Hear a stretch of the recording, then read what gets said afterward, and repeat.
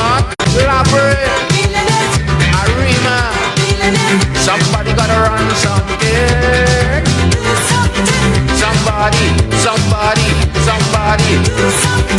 Somebody gotta fix something.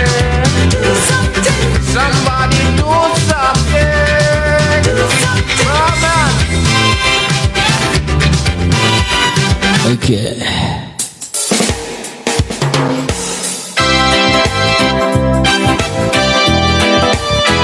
Good morning, Comrade. And for each of you, good morning, Comrade.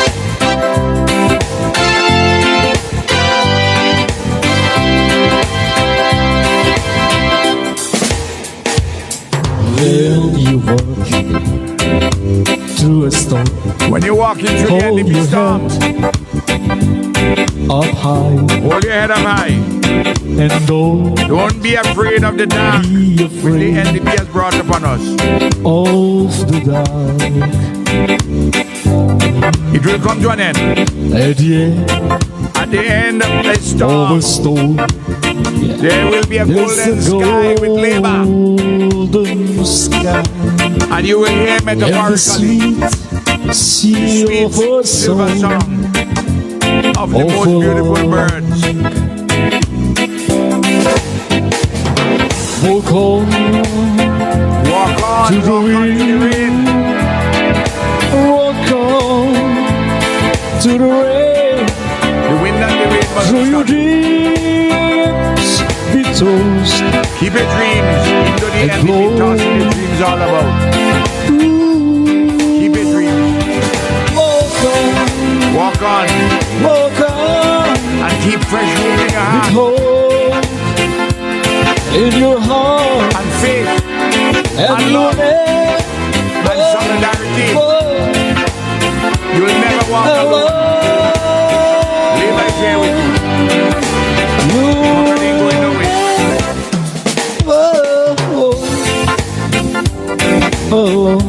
Once I got breath in my body.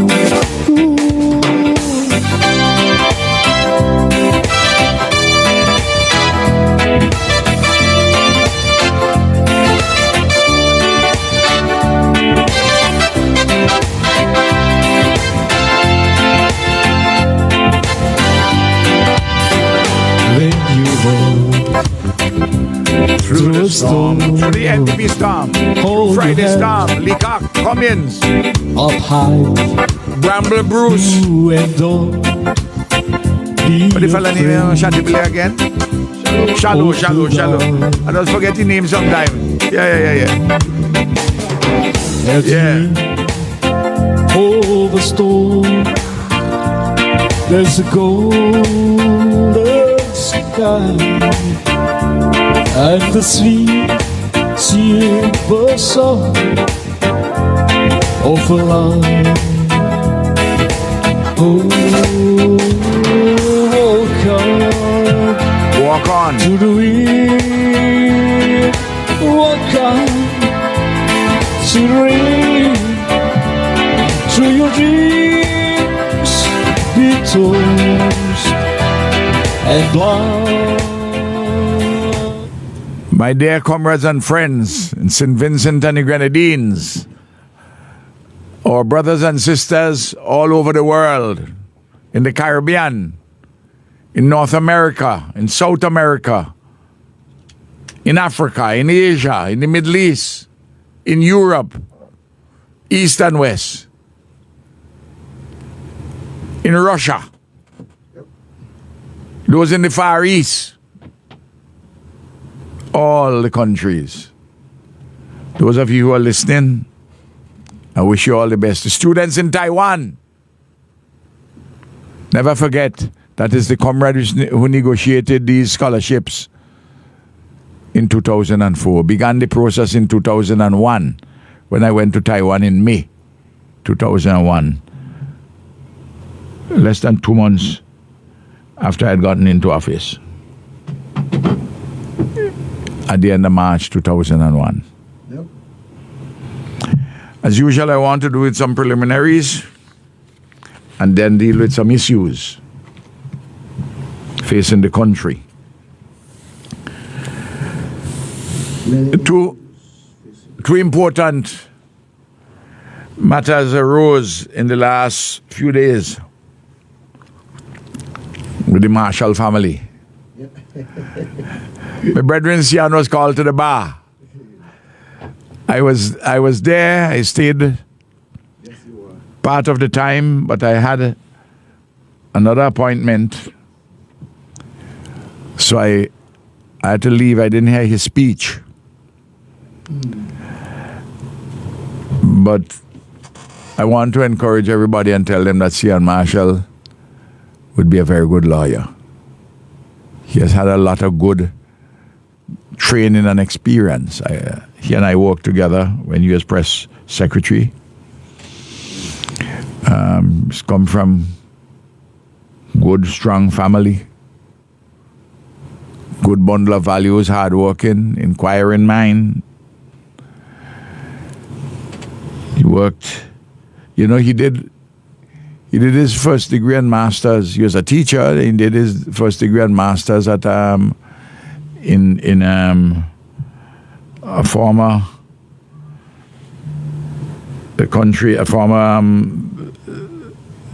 autonomous state in the Soviet Union, as it was, but they became independent after the collapse of the Soviet Union. Azerbaijan. Then man with a lot of top-notch IT skills. He worked as a diplomat at the United Nations mission in New York. Worked at the center of the government here for many years. As press secretary, then went off and did law. I'm very proud of him. Very, very proud of him. And I see he's interested in doing law generally, but he has a special love for the criminal law. And then yesterday, his Mother Marshall, had her 90th birthday. I was promising myself to go. I had it at the annex to the Seventh-day Adventist Church out Brighton. But I couldn't make it, and I have to apologize. What happened when I told them that I was going to come, I didn't know then that Isis and her son, my grandson Hugo, were coming in. And I would have been able to make it, but for the fact that the plane left New York, JetBlue left New York late, came in late. So I was at the airport. It created a problem, and I couldn't juggle both of them, but I have to go and see Mother Marshall. So I really apologize to her, and I apologize to Sia and the rest of the family, and Ashel, who is her granddaughter. But I go put it right. Yeah, I go put it right. I'll put it right. The Comrade will put it right. Once we have life, we put it right. And, this morning, I took Sarai and Hugo walking. Yes, man. The grandmother came out with me this morning to walk with them. So they enjoyed themselves quite a lot. I introduced Hugo to plum rose. He never had plum rose before. We still having some plum rose late season. Yes. Some late season, and I don't know if you know this. You had some on Saturday. I see a tree by when you're coming in by Union, coming down from the exit for Long Peace, coming down to Union. They chop off part of it, but the other part of it is so laden. But the traditional plum rose, they have some big seeds in them. Then they had another variety with smaller seeds, and they have some now without seeds. So you have the apple, you have the wax apple as well. No, I ain't talking about wax apple. I'm talking about plum rose. Plum rose. I ain't going Taiwanese. I ain't going Chinese. That's a different thing. I'm talking about our plum rose. Our plum rose. And when he tastes it this morning, he's going to be 3 years old on the 24th of this month. I asked him how it tastes. He said it tastes like strawberry and apple, like a cross now. So he quite enjoyed himself with 2 of them. And Sarai also had 2. But when Sarai reached half of her second one, on the road, he asked if he could get peace. So he wanted more. Anyway, she shared. She shared with her cousin. So I had a nice, filled my mind well this morning, man, with love and joy. Of course. So Sian and Mother Marshall, all the best. Mother Marshall is 90. Good number of years. Somebody who died just shy of 90, a few days shy of 90, so Garfield Sobers, the greatest cricketer the world has ever seen. All-rounder. Fast medium, left arm, swing bowler.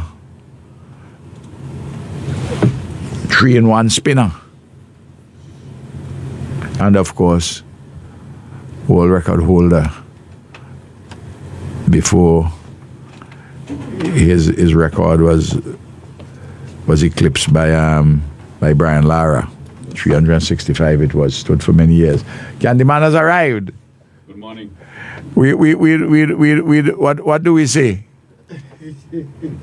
The late Candyman? You're on time, man. You're on time. I'm very happy to see you. I was just talking with Sian and Mother Marshall, 90th. Yes. And just talking about Sir Garfield. Yes, and Sir Garfield Sobers. You know, I met him several times. I've seen him perform all his athleticism, a man of real charisma as a cricketer. Started very young, and I'm not going to talk. You know, when he make Barbados side, you're still in short pants, you know. He's very young. Yeah. And I saw an innings of his. I talk about it all the time. In 1968 in Jamaica. The pitch, Candyman was cracked. All over the place. The ball was moving, jumping. And this man, in the second innings, made 113 runs. Wherever the ball went, his blade was there. Because he had quick eye, quick reflexes, and he had a range of unorthodox shots. They could come from nowhere, but always coming down with a straight bat. England had a fantastic bowling attack. 3 fast bowlers. John Snow, who was one of the top fast bowlers in the world. Then the variation with a man who was quicker than John Snow, David Brown, not as good a bowler.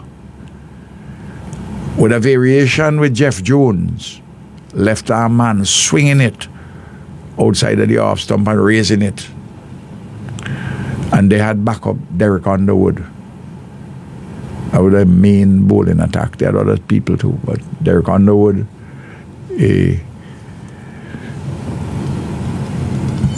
not a very slow spinner, but a dangerous bowler. One of the best in the world ever. And Garfield Sobers made them look on the pitch as though they were novices. It was an incredible performance. And I've seen several other incredible performances by him live, and I've seen many, many, many on television. I remember I was a student in England in 1973 when he played his last series. He was a gem. He was batting down at number 6. In fact, sometimes they even put him at number 7.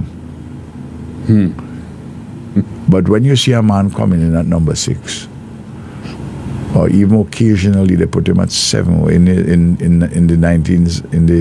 1973 series, England belly used to cut them because He capable of scoring 300 plus runs. What he used to do well with is bat beautifully with the lower order. You know, the guys got inspired by him. He'll help them along early. Then when he senses that They're settled. they're okay, Yeah. and he figure out which bowler he should take, which is the more problematic bowler.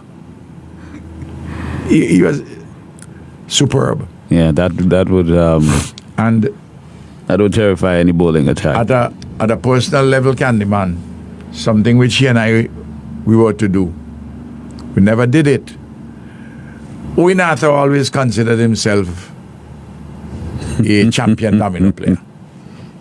Former Prime Minister of Barbados, the late Prime Minister. And I took the weakest domino player among the Prime Ministers. Patrick Manning, my dear brethren, also of blessed memory.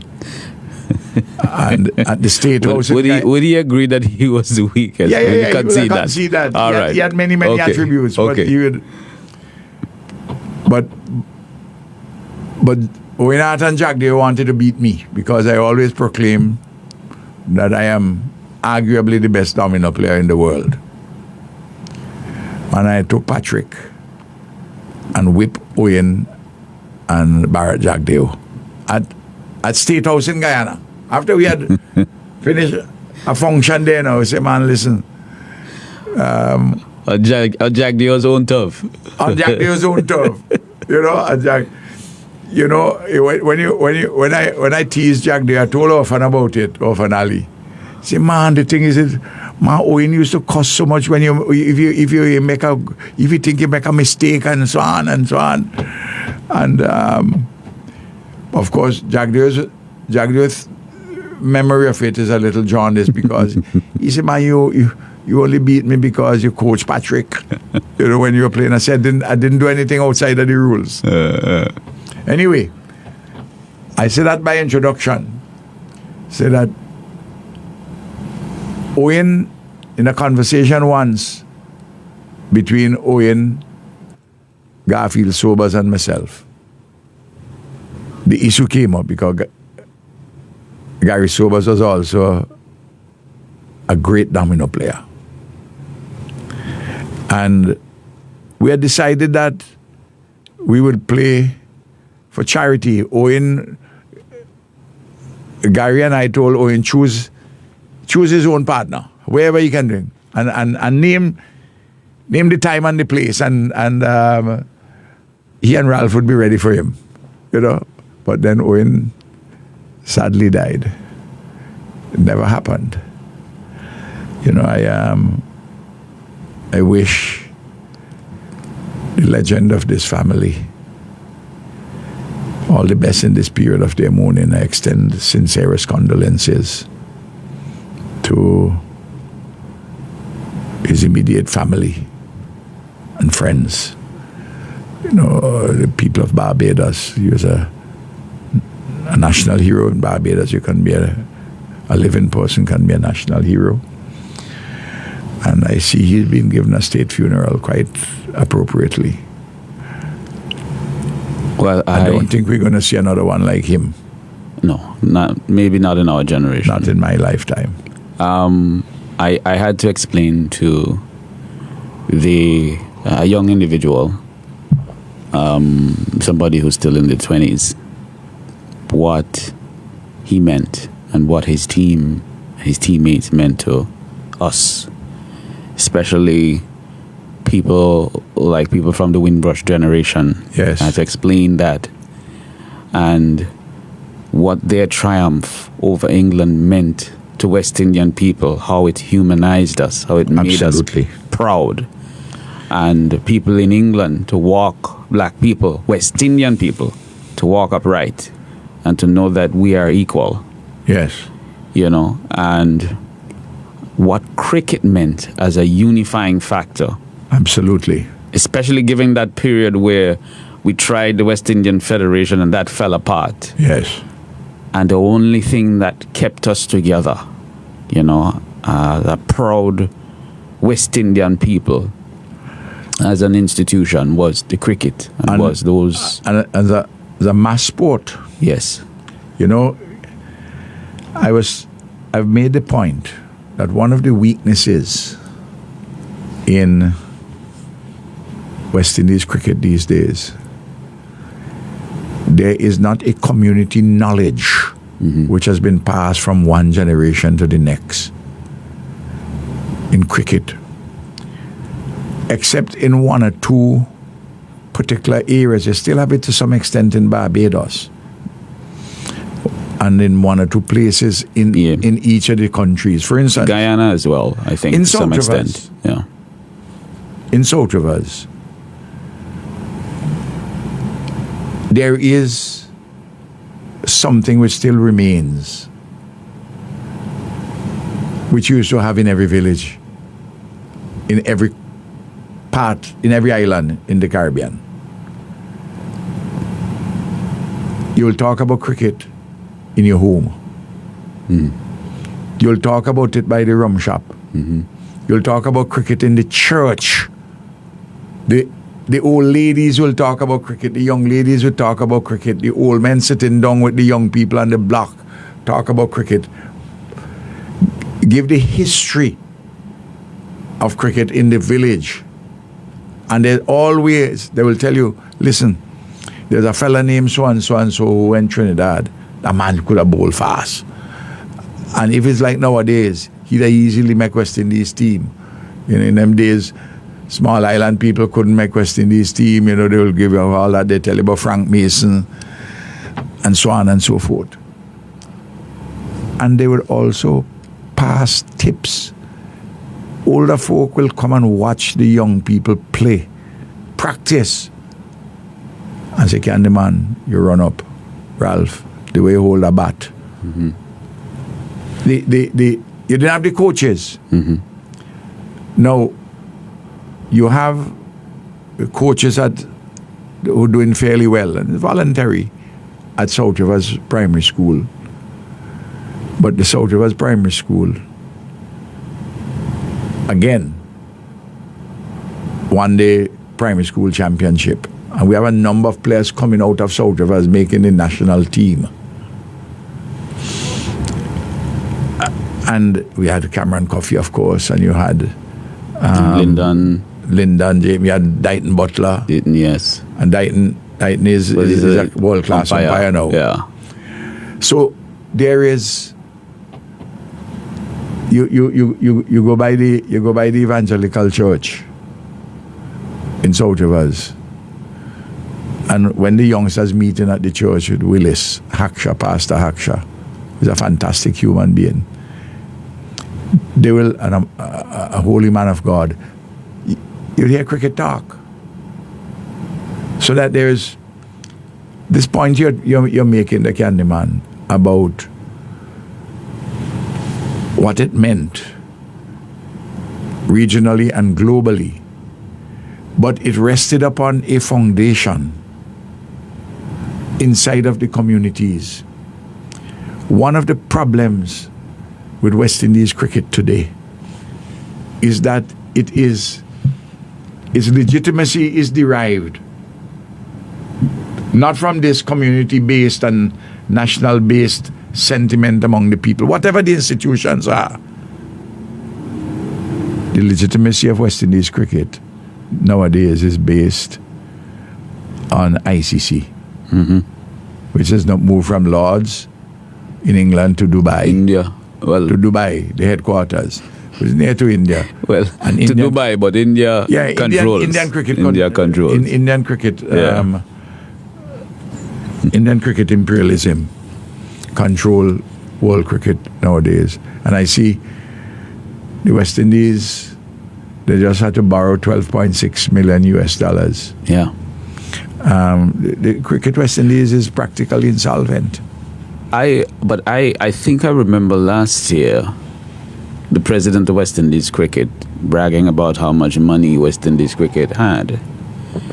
So for them to go within the space of a year and a half or so, from being awash with cash, as he bragged, to needing 12.6 million US dollars, basically to keep them afloat. Absolutely. It's tremendous. Something has gone wrong. That will go terribly wrong. That will go in the twinkling of an eye. Yeah. That money. But we haven't heard the terms. We don't know the terms. What is the interest rate? What is the payment period? By the way, when I'd gone 2 years ago with other prime ministers to Saudi Arabia, and we had our meeting with the Crown Prince, MBS, for Saudi Arabia. Same time when I got the 65 million US dollars in soft loans with different projects, which the government, this new government, the NDP government, they've put most of them on ice. Rather than deal with, if they have an issue, deal with it in some mature manner. Well, Cummins had said it was dodgy to borrow from them. Don't know what he meant by that, because it was such an ignorant statement. Well, I know what he meant, but it's such an ignorant statement. I didn't know what it meant. I mean it in this way that is irony. It's so ridiculous. Irresponsible. So ridiculous. From the parliament. Yes, from the parliament. No. One issue, one regional issue. I dealt with all our national issues. So I took the opportunity there to raise one regional issue about Saudi Arabia working out a partnership with Cricket West Indies. I had told Shallow that I was going to raise it. I raised it. When I come back, I told him about it, so that they could have then make a démarche, because I'd spoken to the minister, and he and I had the Minister of Tourism, he and I had a long discussion. Very influential person in the cabinet in Saudi Arabia. He's the man who drove the world, in Saudi Arabia they had the World Expo. Well, they won the bid for the World Expo. And I spoke to him a lot about culture and sports. And I told him this thing about sports. Because what is happening in Saudi Arabia, as the minister outlined, he said, listen, sports for us, in addition to being all what sports is cranked up to be, so it's a matter of health and economics. So I asked him to explain. He said, look, our per capita GDP is very high. He said, people have good houses in Saudi Arabia. We have all the modern conveniences. We have everything. People, energy is very cheap. So air conditioning all the houses. He said, there's a danger that people are so comfortable. There's a health risk. That they would forget the importance of sports. So they don't go outside. So they don't exercise. So they promote a lot of sports, and they do football, as you notice. They do boxing. You notice they've funded some major stars and had some boxing, tremendous competitions. They do golf and tennis and all sorts of sports. All sorts of the. And I said to them, United Arab Emirates is ahead of you all on the cricket front. I say you can more than catch up with them if you do a particular arrangement with Cricket West Indies. And I don't know what has happened of that initiative. I haven't heard anything, but I remember when you returned, you basically turned that over to the president of West Indies. yeah. Well, that I had mentioned it to So how Shallow. did West Indies cricket report back to you on how they followed up? I Was there don't any know. follow-up? I don't think that there's been a follow up. Otherwise, we'd have heard about it. I spoke about it on Mason and Guest, that radio program, sports program from Barbados. But I want persons to realize that the only issue, I'd settled all my bilateral issues Before you spoke. Yeah. before this meeting. Yes. So, and I wasn't going to raise any with the Hefe, the boss man. I wasn't going to raise anything with the Crown Prince, which is settled, except to thank him and his government for their generosity with the loan. But I didn't want to overload that discussion. There's a number of the other leaders, Caribbean CARICOM leaders. All kind of other yeah. things. Yeah. I chose to talk about one regional matter, cricket. And this was 2024. 2024. Yeah. No. So we have to remember Sir Garfield Sobers. Then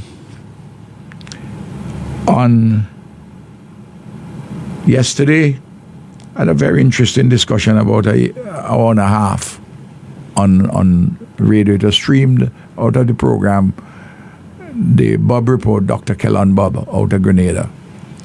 I was on with Chester Humphrey, who former president of the Senate, former member of the People's Revolutionary Government, distinguished trade unionist.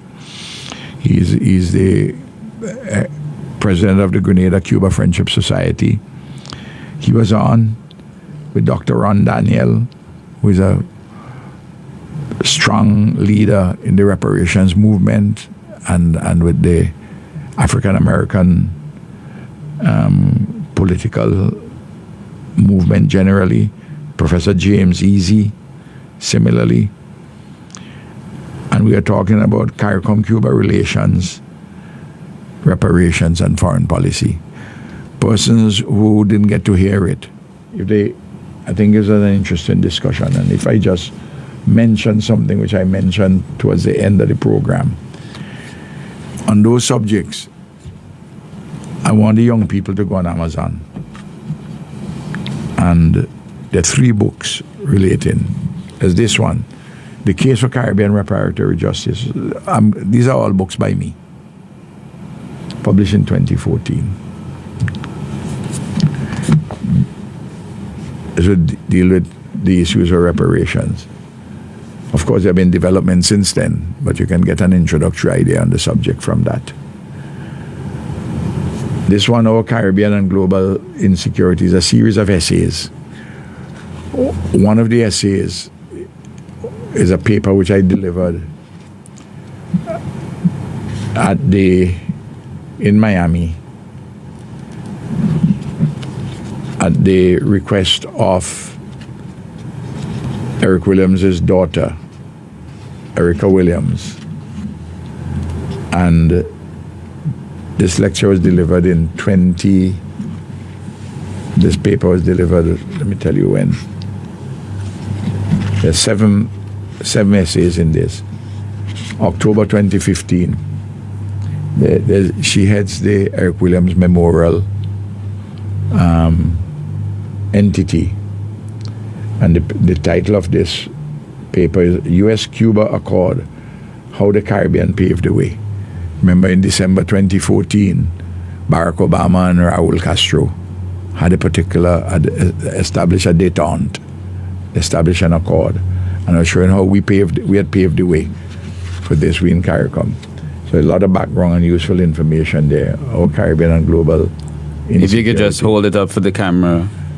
Yes, just a little bit. And the other one. Let's just see the other one. The case for Caribbean reparatory justice. Yes.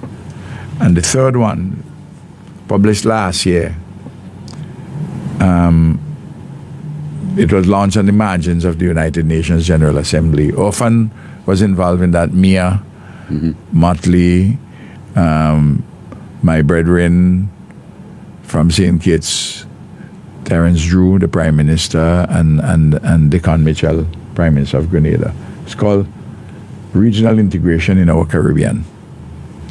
So the various themes which were discussed yesterday, we didn't get to all of the subjects, but there are matters on which I've written. This is just a sample of some of the issues that I've touched on in my writings. But, you're not going to have me around all the time. I will go the way of all flesh, Candyman. And I have to give my knowledge, my experience, my understanding, my wisdom, my judgment to those who want to young and old, who have interest in our region, and to have informed discussions going. I want to congratulate. By the way, I get a lot of requests to go and speak, but I have to pick and choose. Otherwise, I'd be out of the place so often. But there's an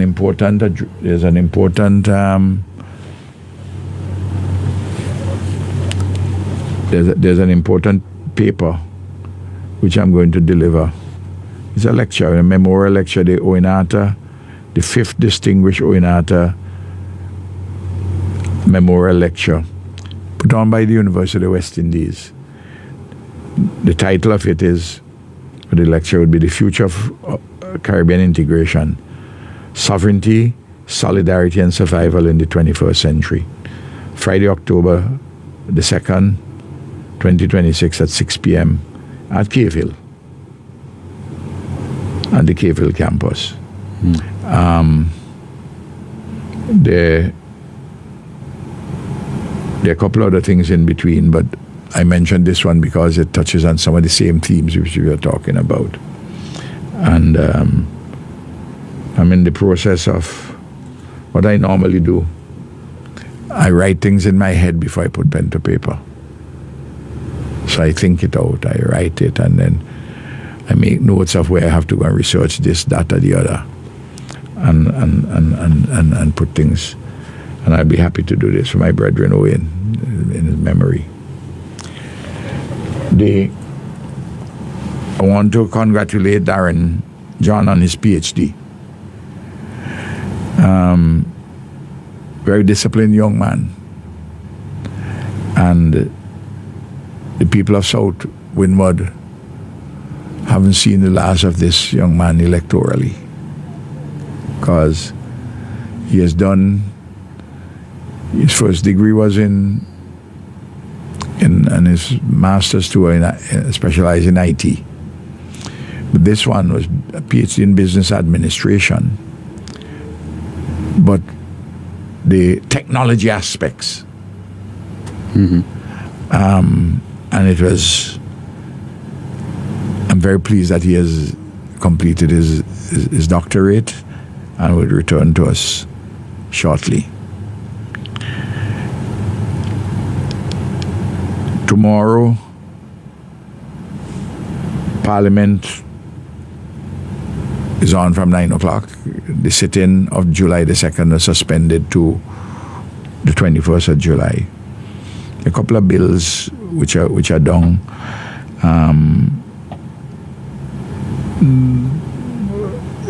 We will have a lot of interesting things to say about them. One of them, I'm hoping, dealing with an amendment to the Financial Services Authority Act. That should probably go to Select Committee I don't know if they would put it, but there's some far-reaching provisions which could affect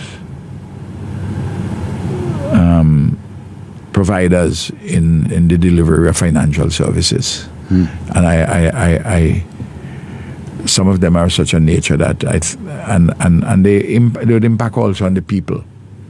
Some things very positive, some things potentially negative. And I believe there should be a conversation on some of the issues. Yesterday I watched the last part of the Spain-Argentina game because when I got back from the airport now, some guys from South Rivers had come over to see me, some young men. Well, 3 of them from South Rivers and one from Monganan. Very talented young men. 2 of them are brothers. One has just completed a first degree in business and international relations, and he's going to do a master's in international relations. One is a national scholar who is doing a bachelor's in Trinidad in aeronautical engineering. The third one who is a math teacher at a secondary school. And the fourth one from Monganan, he had the secondary education and he's interested in entrepreneurship and technology.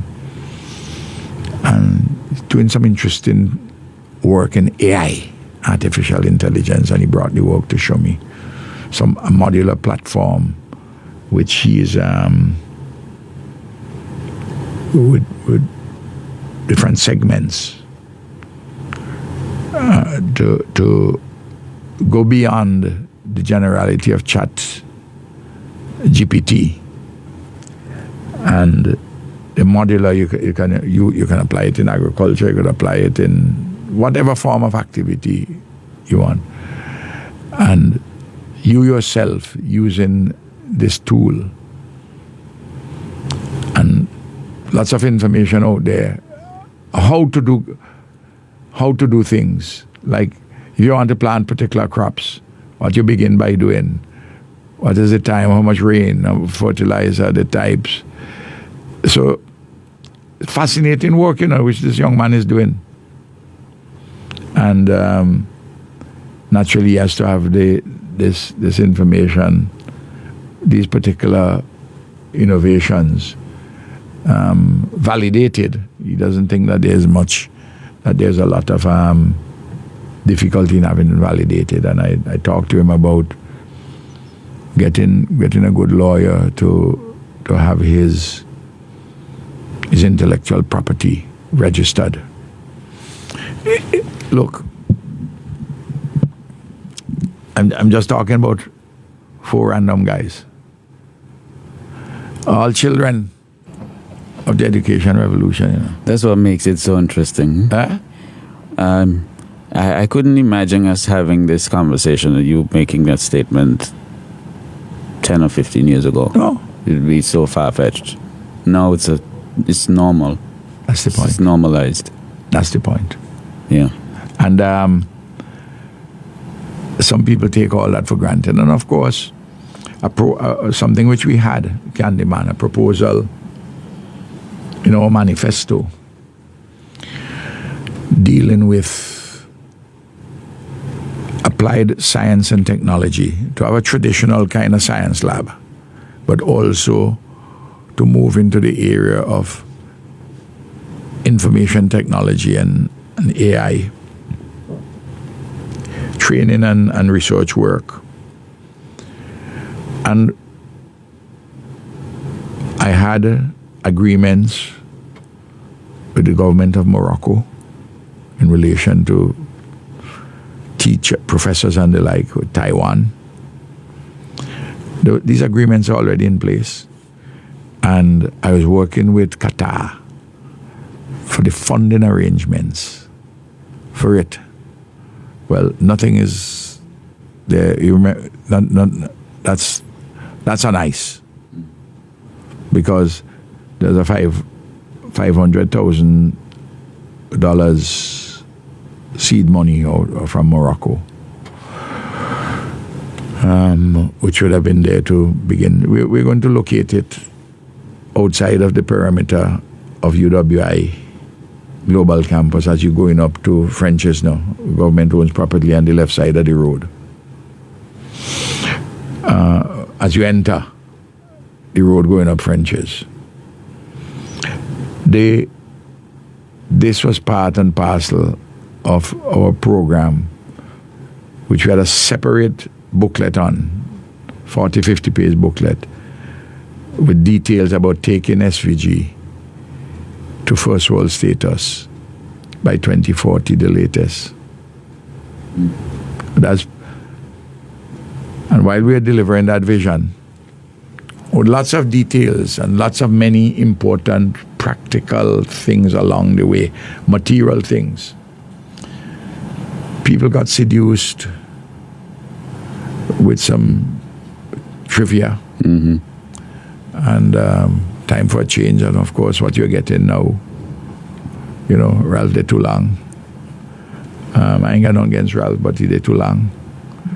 And people are now feeling the pain, and we'll talk about that later, all over the country. Yeah. Well, as you say that, a comment came in on Facebook. Somebody says we need our tuition paid. Yes. Mm. Those are And I know. those are things which were normal. Mm-hmm. We are going now beyond that. Now, I had warned persons, don't take for granted our gains. They could be reversed. Well, I wanted to tell you something about Orange Hill, but I will come back to that because you were making a point that yesterday you watched the end of the football FIFA final. I watched World Cup. I watched the last 15 minutes of full time, and then the extra time. The Yeah, extra 30 minutes. The goal finally came. Yeah, what I saw was scrappy. Yeah. It's what it is. One of the things which I comment about to my friends is how our people throughout the Caribbean could say, not as a matter of, not as a marginal matter. I support Spain, I support Argentina, I support England, I support this place, I support that place. Because for instance, I support Brazil. But I wouldn't identify with it in a manner which possesses me. We don't have. I see people go to the extent of buying their expensive brand shirt and then some knockoff ones, with a whole heap of argument, and people invest in a lot of emotion. Yeah. That, I mean, even with their friends, people, the question relatives. I mean, right now, why would I want to support Argentina? Even as I admire Messi as a footballer. I mean, they're one of the 3 countries at the United Nations, which on the 25th of March said no to the resolution on that slavery and that the Atlantic slave trade and slavery, the enslavement of African bodies, that it was the greatest crime against humanity. The European nations abstain, Canada abstain, but America, Israel, and Argentina, are the only 3 countries which voted voted against that resolution. Yeah. I mean, while 120-something countries in the world voted for it, why would I want to do that?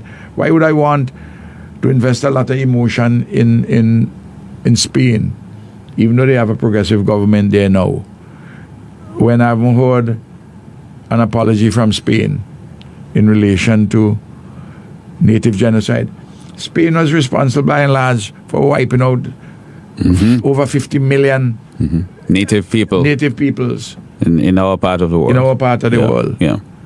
You know, them And to this day, they've never apologized. They've never in acknowledged their conjunction role. with their brethren from and sister from Portugal nearby to them. But they were the principal architects there. Why should I and their role also in the enslavement of African bodies, and I haven't heard any apology on that. They abstained at the UN on this. So when I watch Argentina, I was just looking at and It's a Spain. match. Yeah. Just looking It at was the a match, football. yeah. You know, to see the individuals with whatever the beauty of their artistry or whatever. Yeah. But And I share your sentiments because people kept asking me over the weekend, especially, well, who are you backing? And I told many individuals would tell you. I told them that my World Cup dream had already come true. All I wanted was for France to lose, and since France lost, I already had my World Cup because if you look at France's team, it's Africa. yeah. You know, and I don't know of any European nation that has exploited Africa worse than France, And in the contemporary period. especially in this period. I mean, when what they did to Haiti up until just the other day, and what they were doing to all these other What they're doing in francophone West countries. Africa and Burkina Faso Yeah. and so on. And it's still going on Still to this going on. day. Despite So- the fact that on the issue of reparations, I noticed President Macron has moved from amnesia to memory, at least. Yeah, but he's been forced to. Yes. Because of memory. the uprisings in places like Burkina Faso. I And- agree with you. and but Mali I'm and just so saying on. he has Yeah. moved from amnesia to Yeah. memory. He Yeah, but has that's not gone- voluntary. I don't give them Yeah. any price for. I don't give them any points for that. It's not voluntary. So France lost, and I'm happy. I'm good. That's my World Well, Cup. so I would historically we grew up supporting Brazil. It's the major power in this hemisphere in football, and Pelé and so forth, and you know, And it's basically a black nation, really. half of the population is of African descent, and so on and so forth.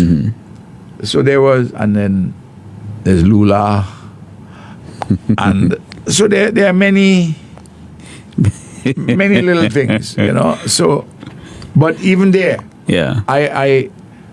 I'm not. I wouldn't invest in it emotionally in the way I invest in West Indies cricket. Yeah. Well, the African nations, I have to commend them for this World Cup. They did very well. They're making good progress. Yes. And I would say that, especially given the context of what's taking place with their players, a lot of their players, their best players, are being poached by the European nations. Well, if you notice also, the English team has a number of persons English of team- Caribbean and African Yes. descent. The Spanish team, all the European nations, all of them. Even They're poaching E- e- from the Africans. even Uruguay, which is next door Mm-hmm. to Argentina, they had one or two black players, even though they had been historically involved in a process of quote unquote whitening. Just like the Argentines. Well, they're the worst in that They regard. perfected it, yes. Yes.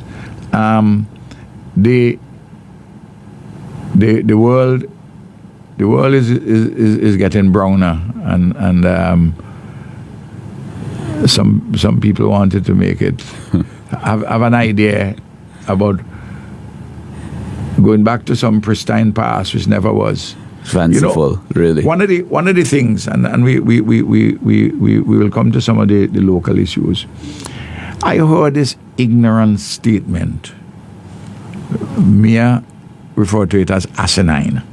Oh, yes. The former Home Secretary for the Conservative government, who herself is the descendant of an immigrant,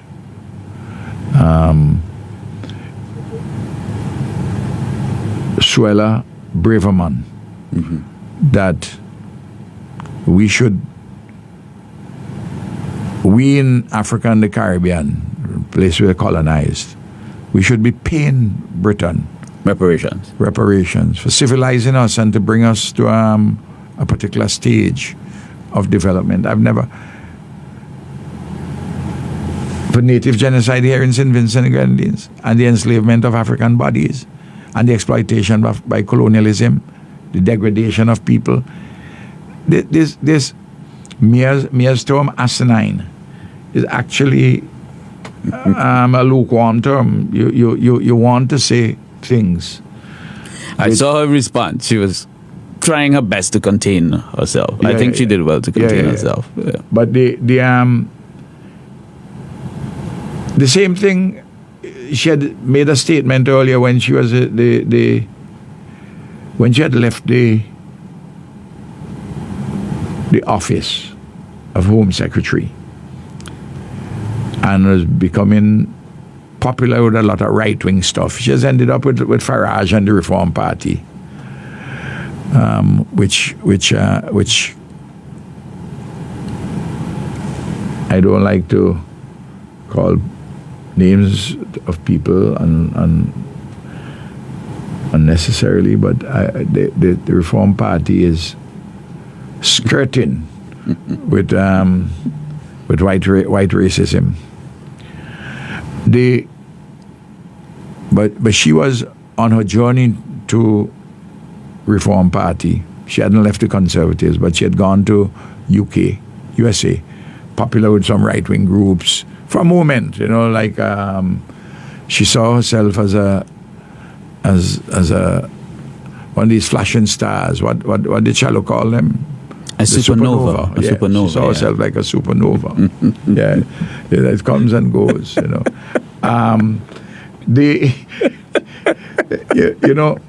So she was railing against the policy of multiculturalism, and I began to write a paper, and I didn't bother after she had fallen completely from grace.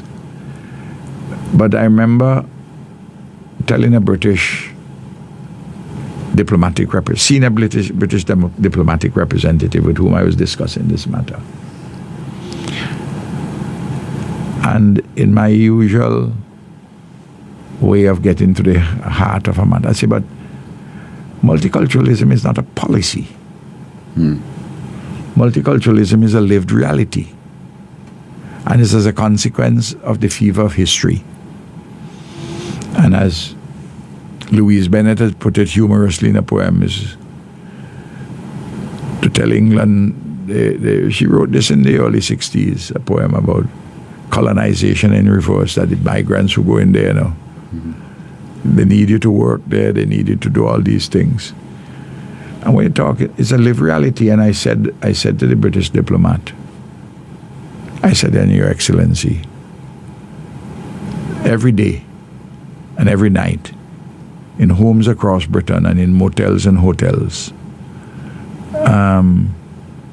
persons of different ethnicities are involved in a private act of multiculturalism.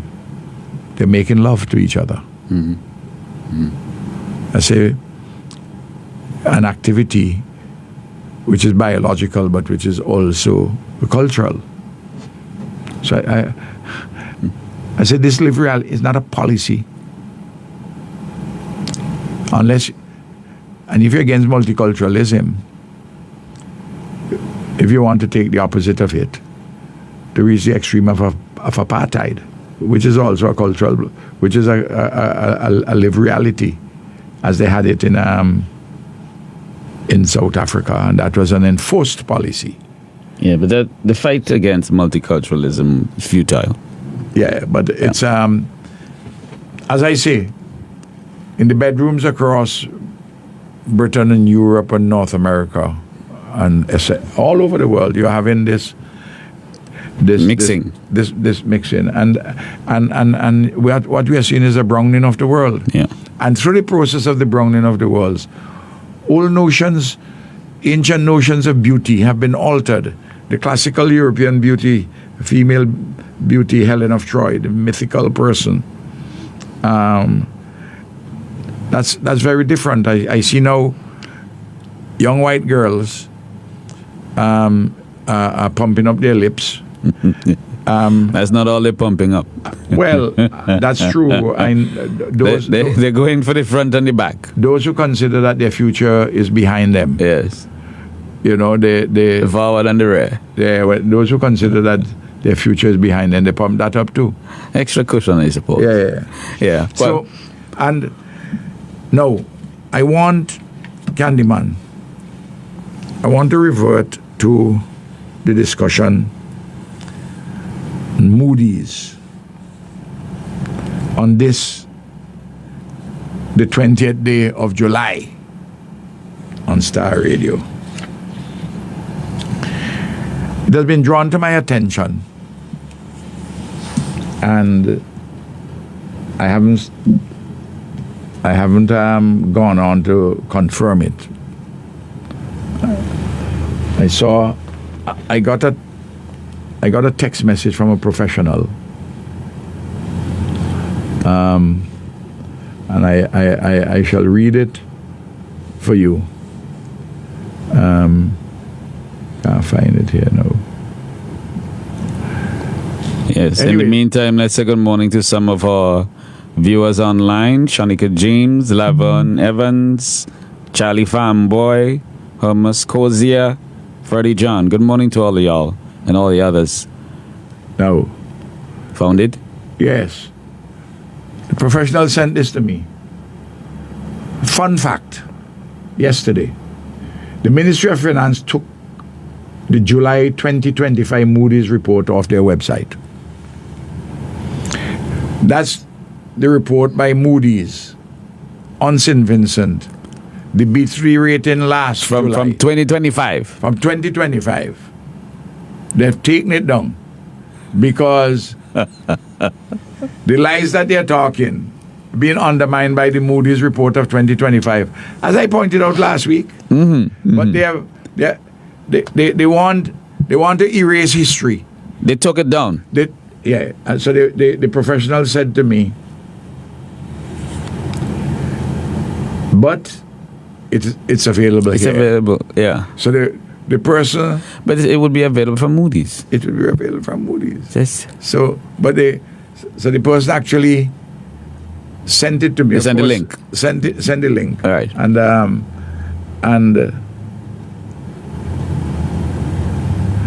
And he said, post to social media and point out the reasons for a future downgrade. Because as I had read last time what occurred in December, the periodic review in December last year, Moody gave the reasons for why you will get a downgrade. You'll get a downgrade. And I just want to read it back. Yeah. They gave warnings of particular actions that could lead to a downgrade.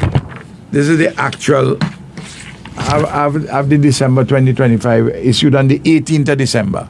Let me just get Let me try to get a close up on that. Hold on.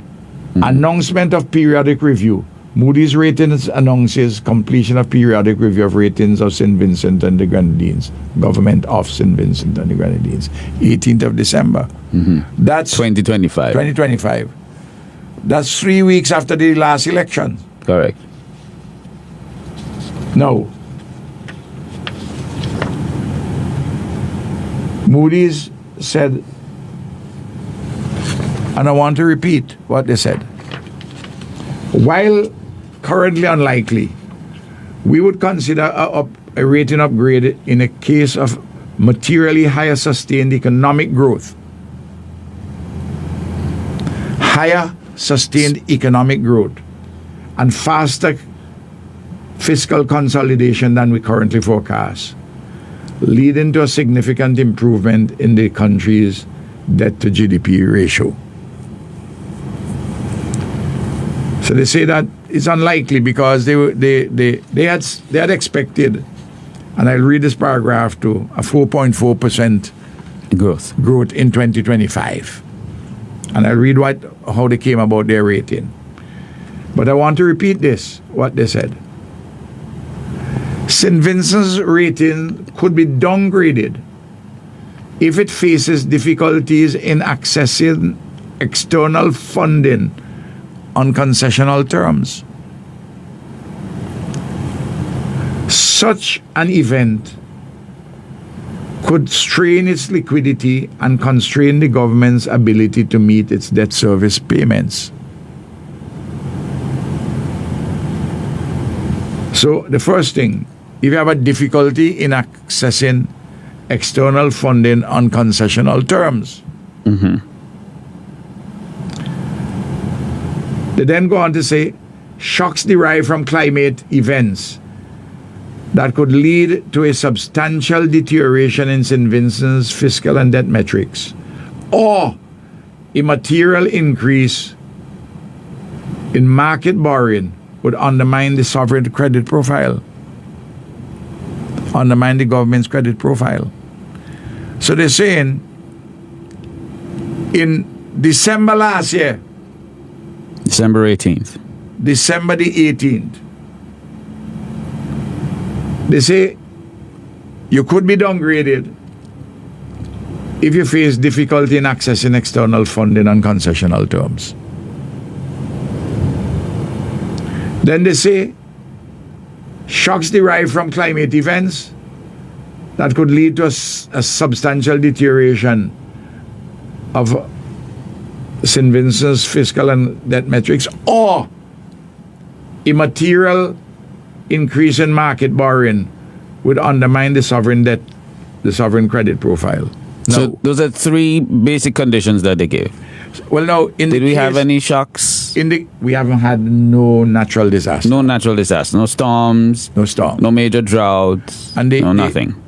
The only bill that they had come to in Parliament to deal with money, good debt, cheap money, concessional funding, is what we had negotiated.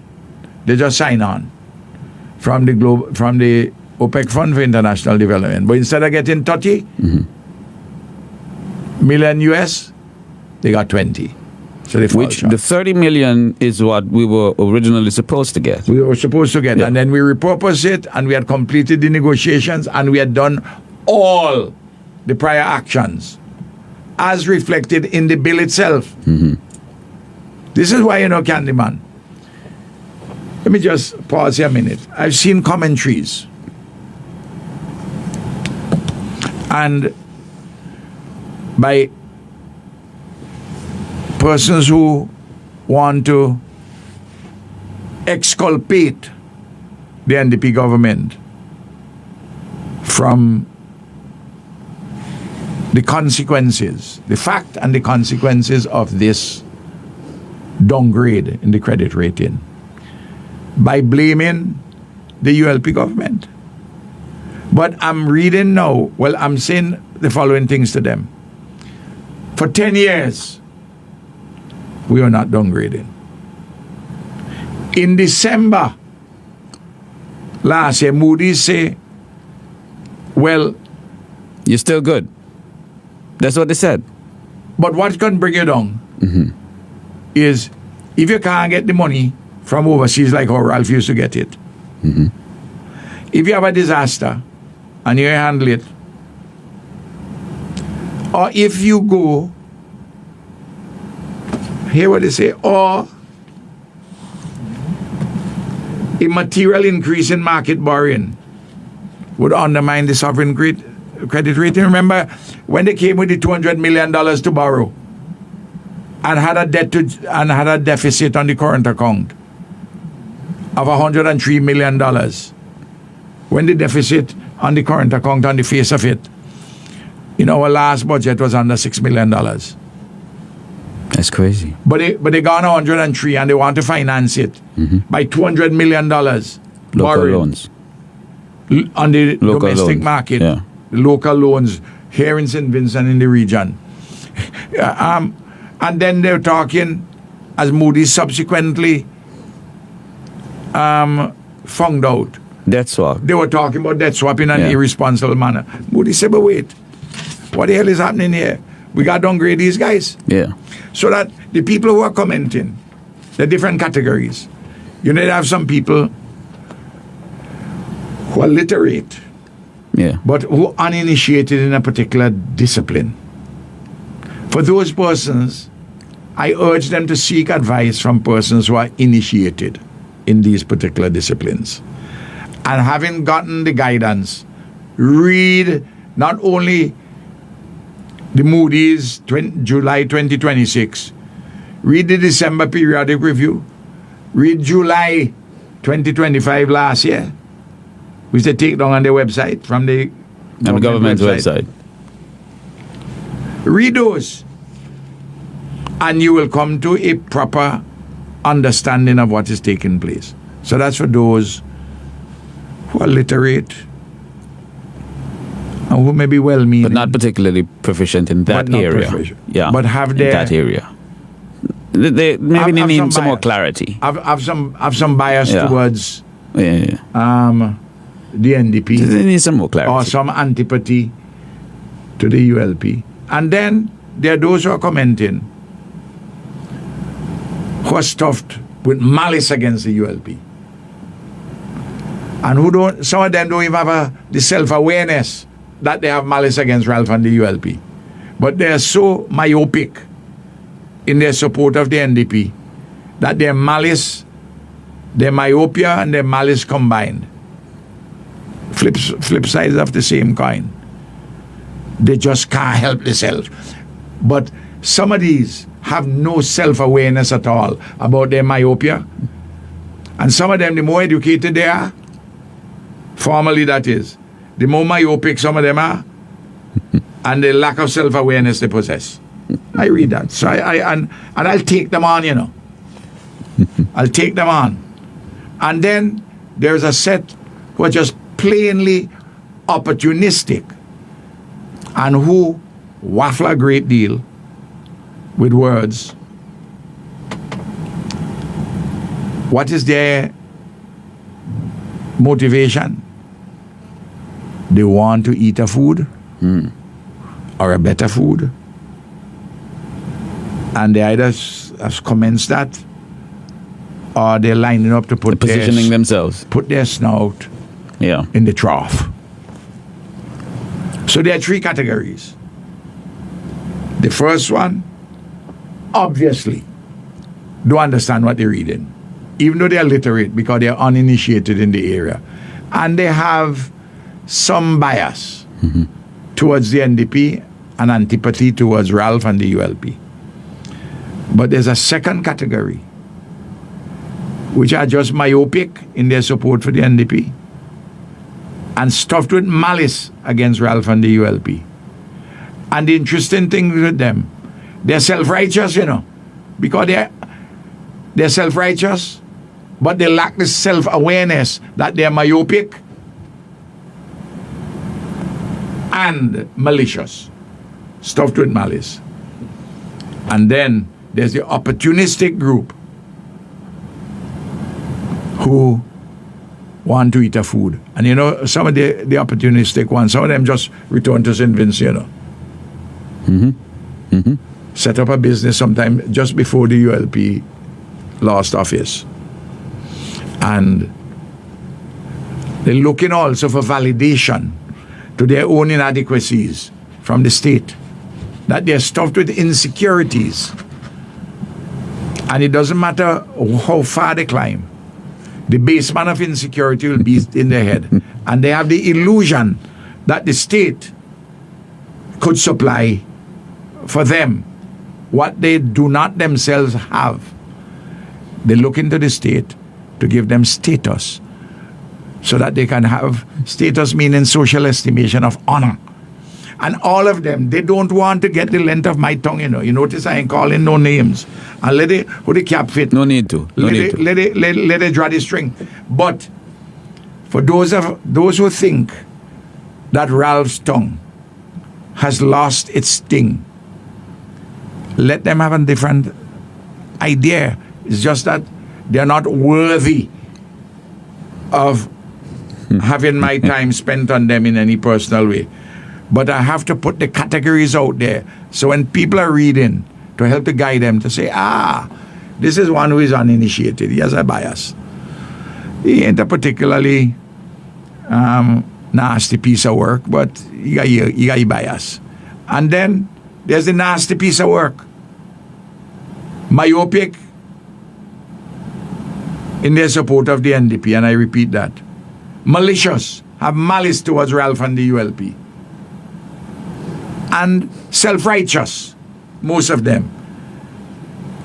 While lacking self-awareness of their myopia and their malice. And then they're the opportunistic third set. Well, and number people who move between them. Some of them are fluid. Yes. Move between them. So here's an interesting take on it. Somebody says, good morning. The NDP did not understand the Moody's report. So they put it on the website, believing it would expose the NDP. Obviously, subsequently, somebody must have explained it to them, and then they decided to take down the good ones.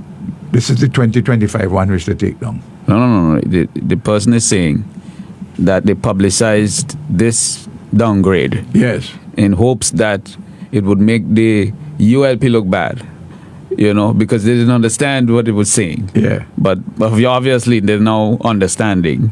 So they want to take down the 2025 So they take down the 2025 one. Because I'll come to the 2025 one, but I go in even further down to December, December 2025, December the 18th. Hear what Moody's had to say. We anticipate real economic growth of 4.4% in 2025, driven by tourism and infrastructure developments.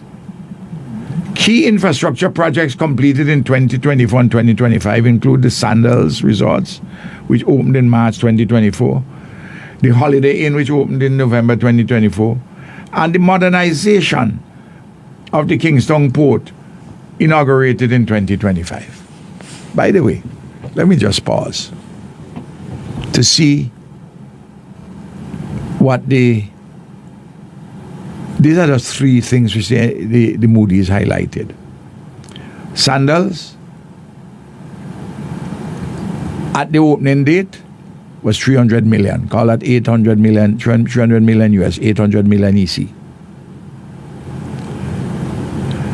Holiday Inn, 60 million EC. So that's 860 million. Kingston Port, 700 million. So those are investments, private sector and public sector. In those three projects alone is over $1.5 billion. Mm-hmm. So in Moody start. They were paying attention, of course. Good. Of course, there are other things. Mm-hmm. The school projects, the sporting complexes, There's many others. the CN River defenses, the hospital started up. Mm-hmm. Listen, NRRP going on. Road program. There's so many things. But it's select three. Said the debt, hear them.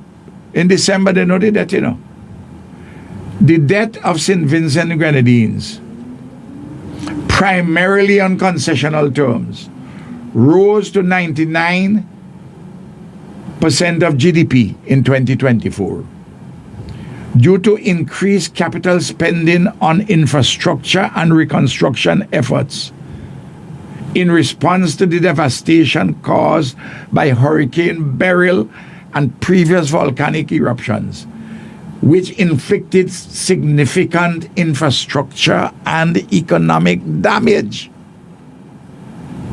In April 2025, the World Bank, through its concessional lending arm, the International Development Association, approved $20 million US in financing for the country. The funding aims to enhance emergency response capabilities and support disaster risk management, including a catastrophic deferred drawdown option, CADDIDIO, for rapid access to to credit during climate emergencies. They didn't mention, of course, the big loan additional. Well, the 20 million, there's more than that, because it was 60 something to go for the port, which we had transferred to us. But we had gotten 20 immediately. You see what I mean? Yeah. But here I note that they stressed on the loans being largely concessional. Primarily on concessional terms. One. And I'm going on. And two, they also stressed that this borrowing was necessary. Absolutely. And outlined why it was necessary. Absolutely. And why it was the right call to make. Absolutely. Okay. Because in July 2024, the IMF said that the robust responses, policy responses by the ULP government averted disasters. Kept us from going under. They did. And I could read it, I could remind people of the exact words. I'm paraphrasing. Here they go on. St. Vincent and the Grenadines BA3 economic strength score reflects the country's moderate wealth levels. Okay. Offset by the economy's small size and relatively weak growth. The score for institutions and governance strength is set at BA3 to reflect the country's stable political environment, ongoing efforts to improve resilience to natural disasters, balance against limitations in data provision. We assess St. Vincent and Grenadines' fiscal strength at B3 on account of the government's high debt burden, relatively high share of foreign currency debt, and limited access to market funding, which constrains its financing options. Market funding meaning going to the market. However, heavy reliance on concessional financing and grants limits the sovereign's interest burden and mitigates debt affordable pressures despite its high debt level. Limits and mitigates. Limits and mitigates debt affordability pressures despite its high debt level. St. Vincent and the Grenadines' susceptibility to event risk is set at a BA, driven by external vulnerability and banking sector risks. Well, we had been doing the reforms in the banking sector from 2008, 2009, and what we had done with bankers in Vincent is absolutely remarkable.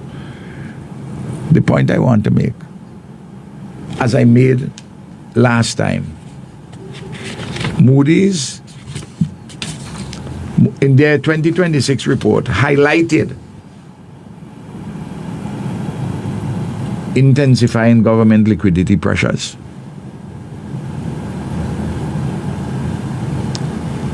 A large and rising debt burden, elevated gross financing needs, and active exploration of a debt swap. There's only one of those. Which remains from before.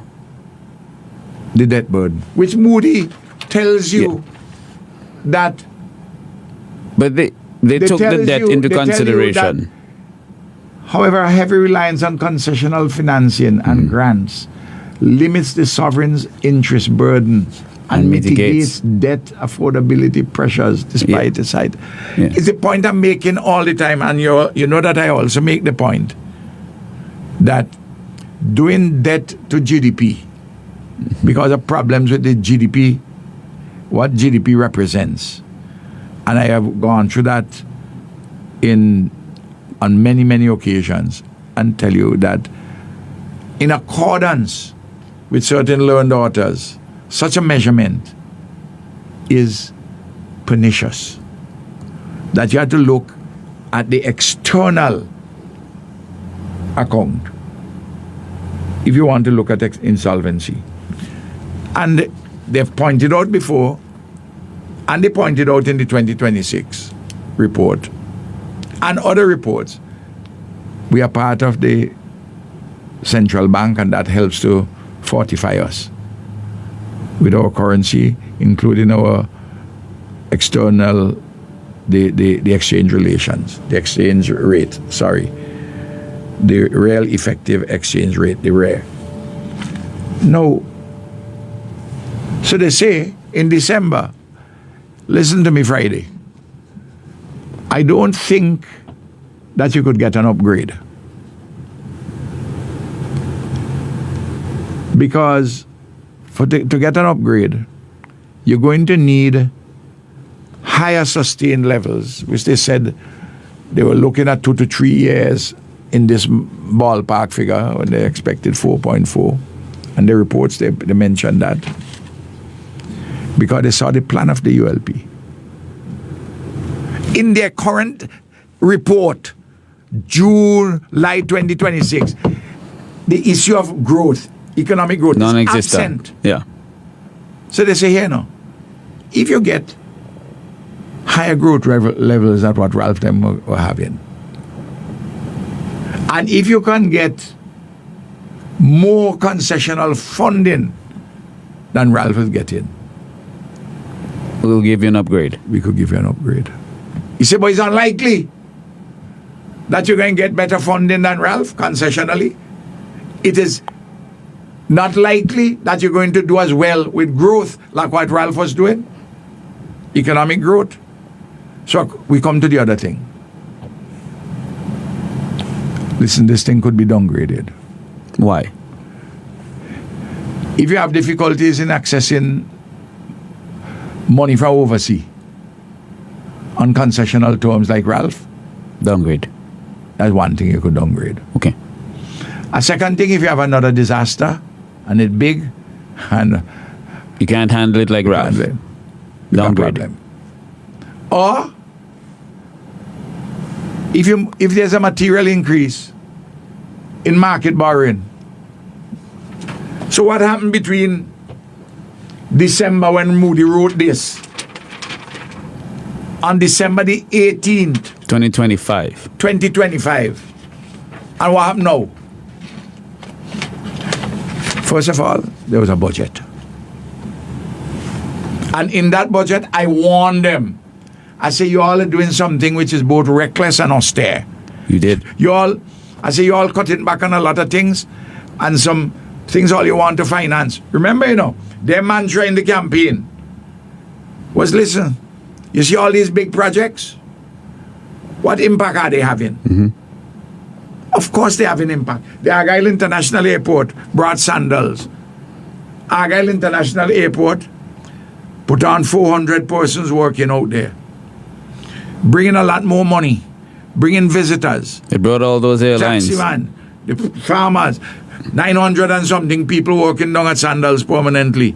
The VAT you get in, and so on and so forth. The Holiday Inn. Holiday Inn. All the expansion for all the other local hotels. And we had already agreed with Sandals for beaches, 2 stages, 500 room. 500 million US dollars. That is 1.35 billion dollars.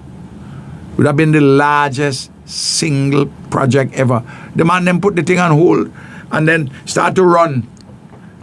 When Sandals came first, they said, well, we have to look at this agreement. We don't know whether this is fine. Remember Sandals? They had said that you should cap Sandals. They criticized Sandals during the campaign, even before the campaign began. Before the campaign. Yeah. So the fellas see that. By the way, Delta saw that too, Of course. Why did Delta come in the first place? Delta knew. We organized for Delta to come. Carlos James. Yeah. Delta knew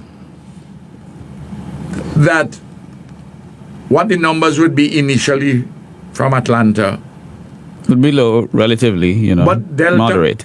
But Delta say, well, these guys have some real big hotel things line up. Ralph them have some real big, Ralph and Carlos and Camilo and Sabia and everybody got all them thing line up. By the end of 2027, early 2028, we're looking good. Seasonally, we will come. We stay in the market. We Corner the market. Yeah.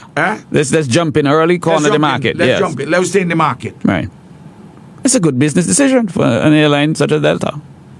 They say we not come back. That's the end of that. And they got to be careful with JetBlue too, you know. Look,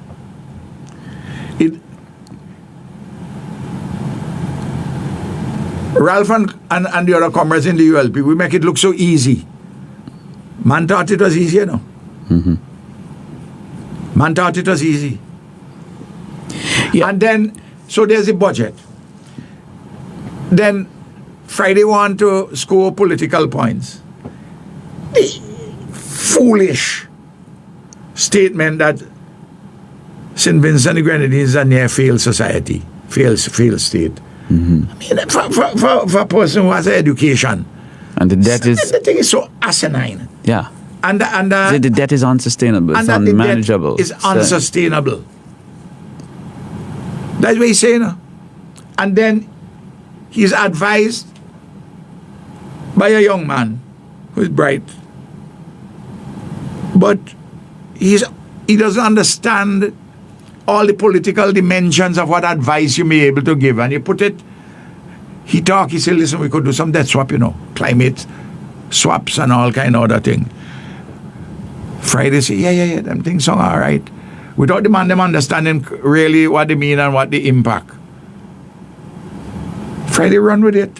I'm not sure I would blame the young man, because I've heard many instances of things being explained to the Prime Minister in one particular way, and when he opens his mouth, he explains it in an entirely different way. Probably you're right. He does not comprehend what he's being told. Probably you're right. Probably you're right. And I can go back to that issue of the fuel. You came and said, we're going to cap the fuel for 3 months. And also the fuel. And the fuel surcharge. Yeah. That's not how it was explained to him. And also the fuel surcharge. So he often doesn't get it. He doesn't get it. Yeah. But you see, he doesn't understand his role as Prime Minister and Minister of Finance at providing clarity, at providing direction. Clearly, because Moody in the 2026 report made several references to the debt swap and said that when they talk about a debt swap, they're saying, listen to me. When governments talk about debt swaps, invariably, they talk so loosely. They ain't say no details, you know. Invariably, it means people must take a haircut. And Moody's knows that, as you see, the debt is on concessional terms. The overseas, the external debt. So there's no need to go swap there. There's no way you're going to get it. No way to go to. You want to swap a World Bank debt of 0.75 of 1% for 45 years. You're going to swap CDB debt averaging 3.5%, 22, 25 years. In fact, if you go to swap CDB debt, CDB will get a default, because that would be seen as a default, because you have to get a lower interest rate, a longer period of amortization. Taiwan debt, 3.5 maximum. A lot of it is 2%. These are the major ones, you know. But what did he do? They then said the analysis in the election, and subsequently, you heard them in the parliament banging. I listened to them and say, what a bunch of unknowing people banging back. They don't understand simple things. I'm telling you. You know, a professor is in a class, and some students who even begin to read or study anything don't understand what is taking place. They have a clue. One man get up and start to say something and start, and the professor is looking bewildered and say, well, listen, students, let me tell you how school keeping. Well, it reminds me of they used to say that the ULP is one encyclopedia and all the others are copybooks. Yeah. But it reminded me that they're all copybooks over there. Yes. There's nobody who understands what's happening. Yes. And it's frightening. And somebody posted there's an article on an editorial in one of the publications. I believe it was St. Vincent Times. Yeah, I saw that. And they pointed that out. Yeah. The lack of understanding of senior government officials, of people who sit in the cabinet on this matter. It's frightening. Frightening. When the bill came to Parliament for the $20 million, and I explained all the history and everything involved, what was Cummins' contribution? He got up. He says, I don't know. After 25 years, I have to be here to listen to this diatribe by the leader of the opposition. Their first line of defense is to cuss. Attack and defense is cuss. Like when I pin Leacock to the wall with the advanced passenger information system and public record name record bill, and show all the weaknesses in the bill, despite the need to upgrade the earlier legislation which I had piloted in 2018. He was so embarrassed among his own colleagues. His colleagues were listening because they were hearing things from me for the first time, because I don't know if any of them had read the bill. Mm-hmm. Because he talked and Shallow talked. Well, Shallow didn't look as though he had read the bill. And Leacock himself read from the prepared script which was given, but he was all over the place. There was no coherence. I mean, the thing was painful. That's why I tell them this thing wasn't ready for big time, and I outline everything. And I would be proven correct on that.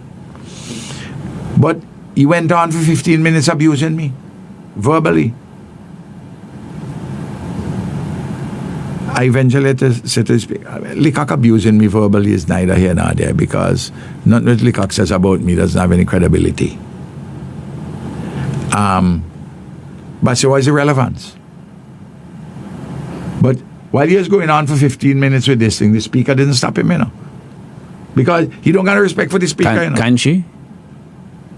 All I say, under the rules of the house, she can. Oh, of course she can. Yeah, okay. That's all I was asking. But he ain't got no respect for her. Because even when he tried, after I raised it, and she said, well, yes, Deputy Prime Minister, go on, let's discuss the bill. Let's discuss the bill. Mm. He had to simmer down. So it took about it take another 5 minutes. You gotta come down. Yeah. In order to come down, like for the plane to land. It's a deflation. For the plane to land. Yeah. I mean, it was. So I opened my hand and tell the rest of the house. I said, the speaker can't control him. None of you could control him. And that is the same thing with several others. But remember, he's a bad boy. Yeah. But the point is this. You're Prime Minister. You say your country is near a failed state. Mm-hmm. Well, everybody laugh at you. You think you're talking to a village? In the same period when he's saying that, you had international agencies reporting that in terms of democracy and freedoms and so on, we scored very well, very high. Governance, we scored very high. In terms of perception of corruption, we scored excellent. We were at the top in our region. Barbados and Bahamas only just 2 slightly or above 3 us. above us. We're at the top. But so that one really shocked me, because from Shallow's briefcase. I thought St. Vincent and the Grenadines was the most corrupt place, certainly in the region.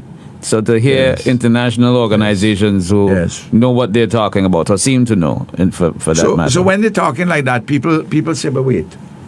Yeah. What kind of foolishness is this? And then you go on and say the debt is unsustainable. Why would a minister of finance say that publicly? So when you say the debt is unsustainable, you begin to spook the market. Mm-hmm. They're paying attention.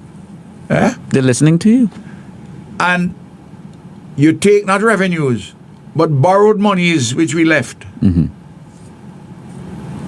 give the public servants $22 million. Remember, there's supposed to be a double bubble, but it didn't amount to that. But it was a double bubble. It was a bubble. Yeah. And you gave that away. Mm-hmm. And then you gave away the best shopping day and VAT free. Well, the people who benefit from that. And you got robbed. Government got robbed. That's the point. The people. Business community. Yeah. They robbed them blind. Fellas who cheapo the system. Yeah, they robbed them blind. Yeah. They're getting ready to do it again. Yeah. In August. Let it go ahead. Well, they promised it, so we'll see. Let it go ahead.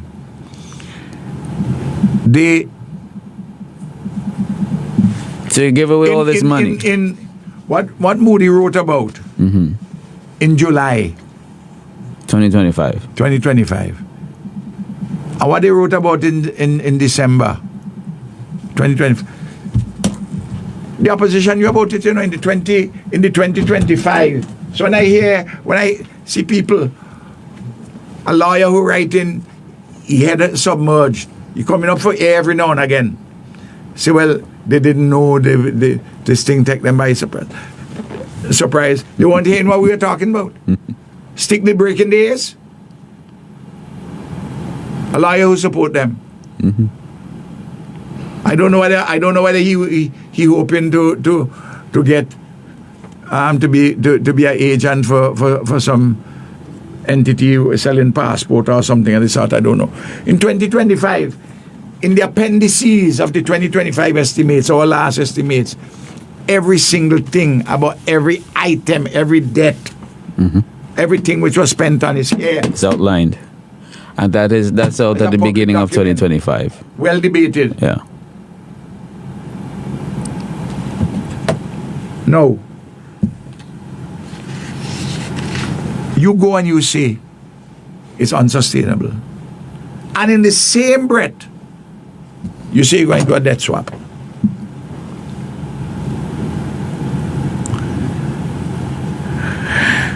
Now they may go to and I see they issued a statement, say that they want to do this thing in a regional framework with the World Bank and the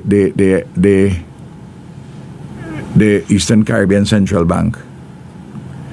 Well, the World Bank certainly ain't got no money to World Bank ain't going to provide any money, Candyman, for domestic debt. No, they're not doing that. No. Remember, I give an example as to how we had done a quote-unquote debt swap consequent upon the 2008-2009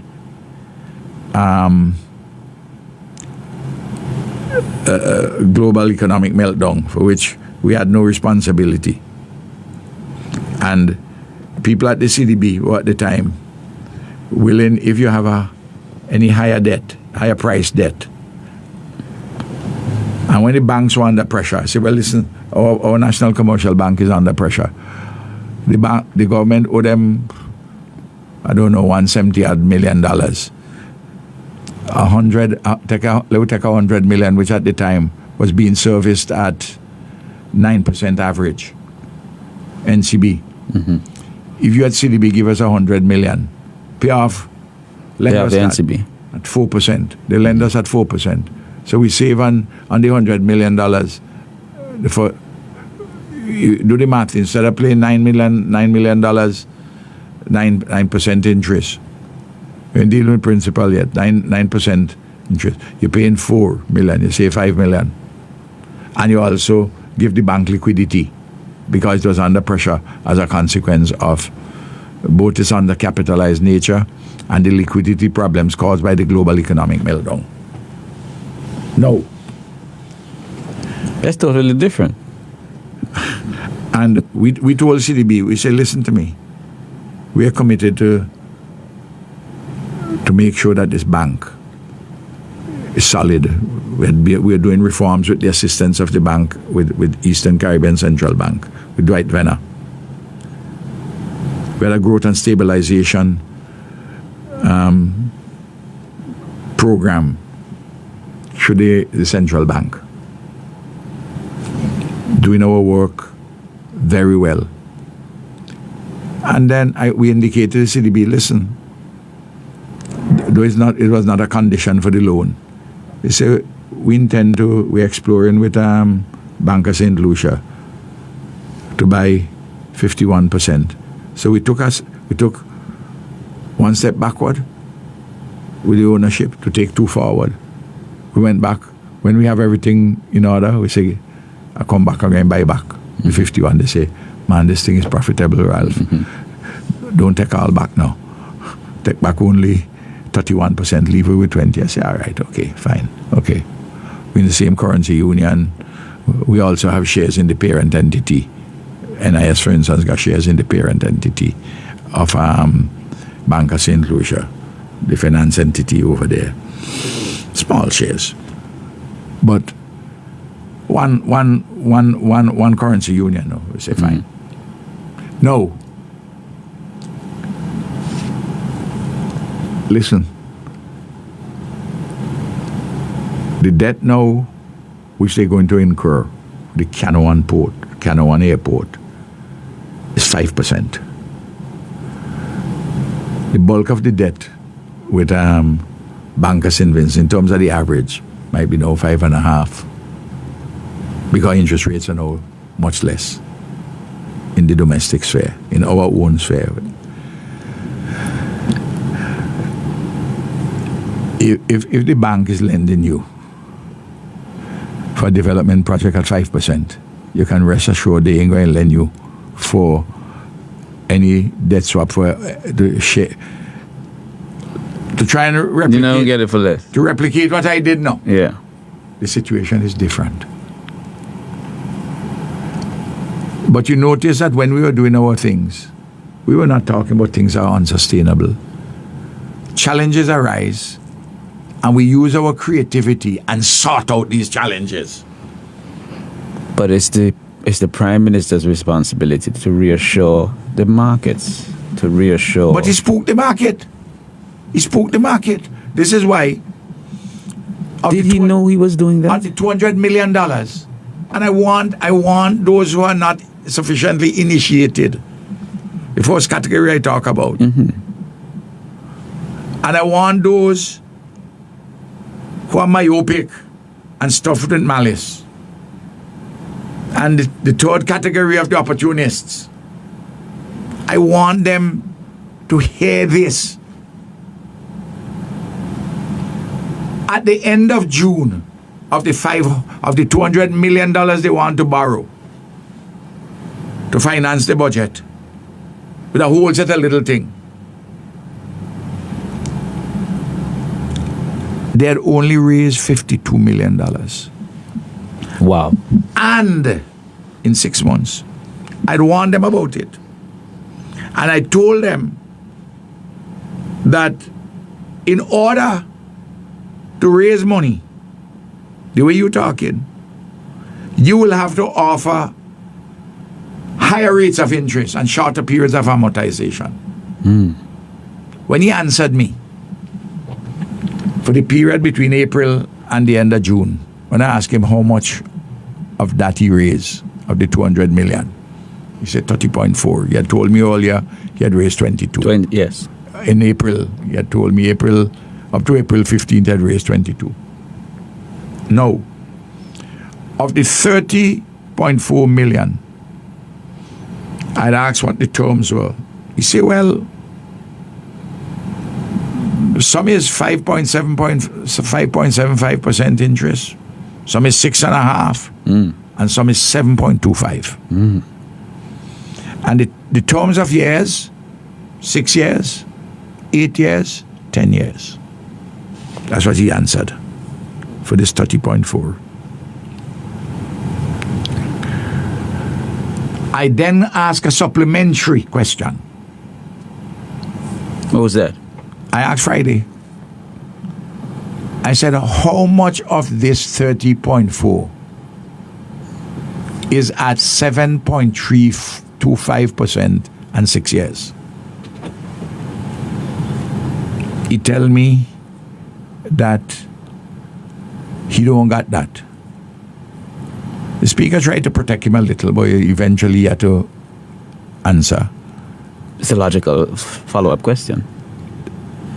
The, Did he promise he to said provide that he it? could provide the information. But what was striking to me, I wasn't asking a man who borrowed money 2 years ago. This is Minister of Asking a man Finance. who is Minister of Finance, Minister of Finance, yes. who take our bonds, selling them between April and June. You're asking him this in June. On July the 2nd. Yeah, well, yeah, July 2nd, right. So don't- you want to tell me, You don't know.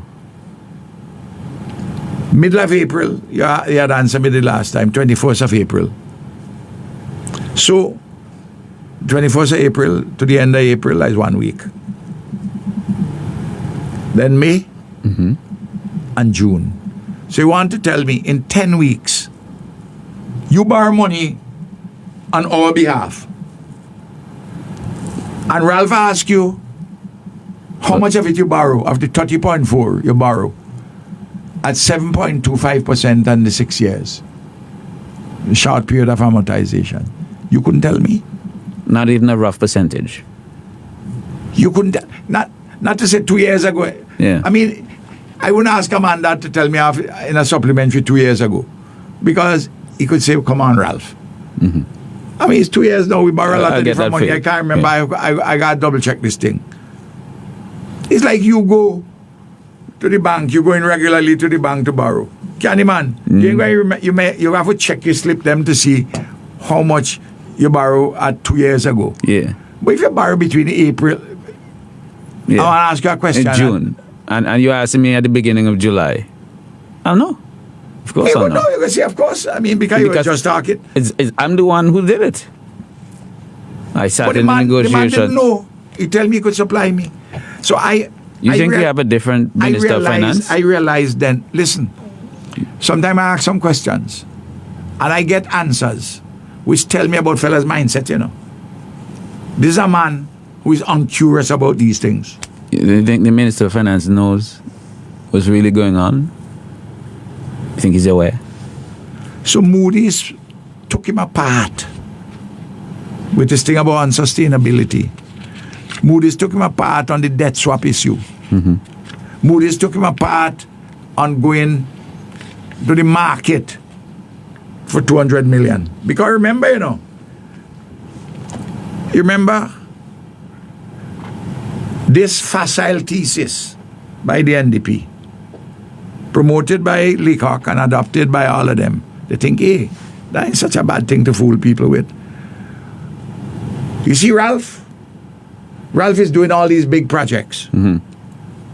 But what is the benefit of all them big concrete projects to people? Yeah.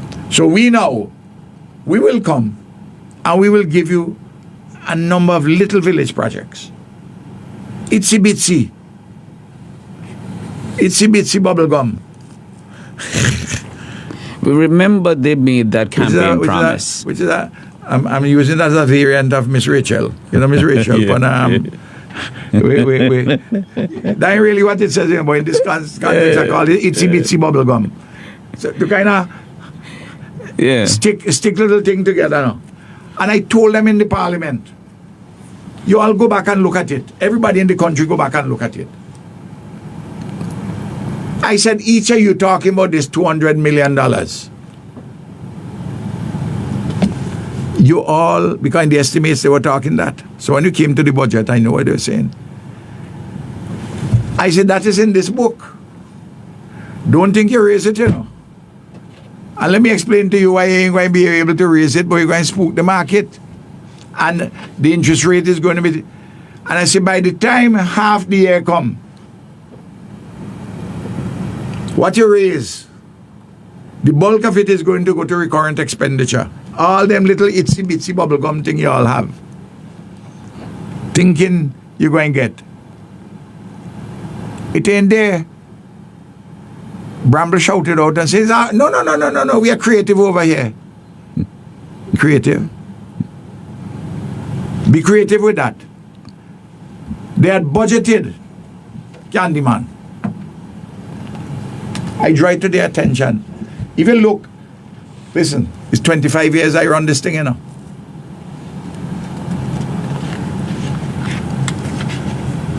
When you look at because I said to them, you all are going to the $200 million local loans,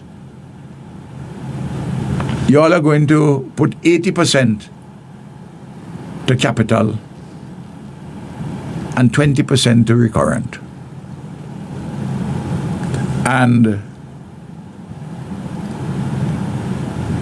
But when you're doing it, don't be surprised if it's a reverse. This is where you get that from, about 80%, and I turned them to page 766 of the estimates. You go back. I said... You're reading now from the 2026 estimates. 2026 local loans, which is $200 million. The expenditure for capital is 160.4 million. 160 out of 200, Candyman, is 80%. Well, this is even slightly more than 80%, but I rounded it off at 160. So they intended to take nearly $40 million to put it to recurrent. But I asked the question on Friday. The first $22 million.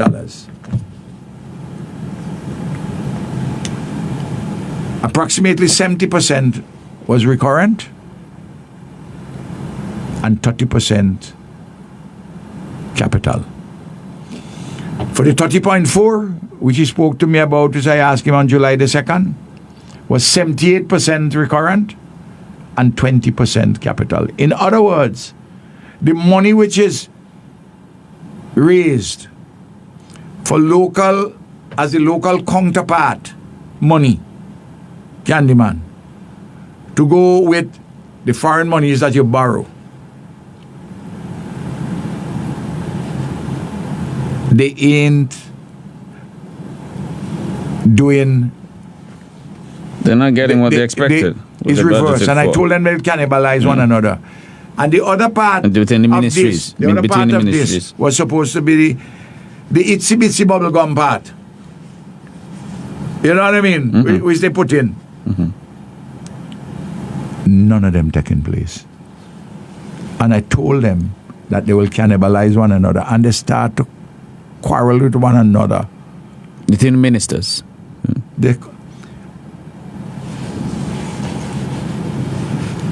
Some of them send message and ask me, how do I know all of this thing? I say, I listen to you all when you all talk publicly. They say, Comrade, you know the thing in truth. I listen to them carefully, and I know these numbers. And what is their thesis now? I see. Imagine. Well, Leacock, I'm as people saying that I live in the head rent free. I put it like a shadow. I'm like a baseman in the head. And what is their first point of reference? They say that in opposition, I am looking for relevance. I hear the young lady from Kanawan, the one who is in Philip Jackson Ministry in education. So imagine that. They ain't really, they ain't come out of metaphorically diapers to deal with issues. Talking to a man like me about that, looking for relevance. And then, I'm a stumbling block to progress. You? I'm a stumbling block to progress because I explain in all these things to the people to show the folly of the NDP. And I say, they're not. Look, Candyman, this morning alone, between coming down for the 35-40 minutes it take me to come from Gas to here, is over 10 WhatsApp messages I've gotten from persons who want help with the school program. One lady from North Leeward says to me, I am a single mother, single parent. I have 3 children in secondary school. One of them going Form 5. Under your government, I got help from mobilization. You see, I go by welfare. They tell me there's nothing there I could get. I said, have you applied to Lotto? She said, I used to get something from Lotto, but no, I haven't applied because they're picking and choosing. I say, please, don't let them off the hook. Apply. Let them tell you no. Let them tell you no. That one, mothers Yeah, many other cases are like that. texting me, reminding me to identify themselves.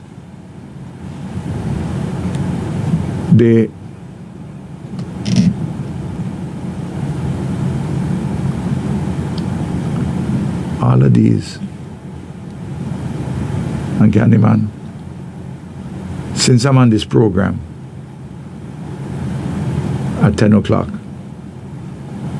1, 2, 3, 4, 5, 6, 7, 8. Those are messages about school? Yeah. We have some here on the WhatsApp as well. Here's one person says, good morning. Will there be any assistance for the technical and vocational schools that came in about an hour ago? Yeah. I don't. My answer, my honest answer to them, I don't know, because they're squeezing every place, they're squeezing everywhere. Nobody knows. And you know, the ULP administration which you ran made it a point to announce and to publicize and to encourage people to take advantage of these various forms of assistance. You would often say, whenever you got the opportunity to speak, the minister responsible would say, and we had different ministers over the years, but they would say, you know, come to mobilization. You know, we have a program with Lotto. You can get assistance there. There's nothing. I'm calling on them. No. Last year, by early August, Braggs had already, well, by the end of July, Braggs had prepared a program which the minister brought to cabinet for approval for 3 million. It in fact went to over 3 million for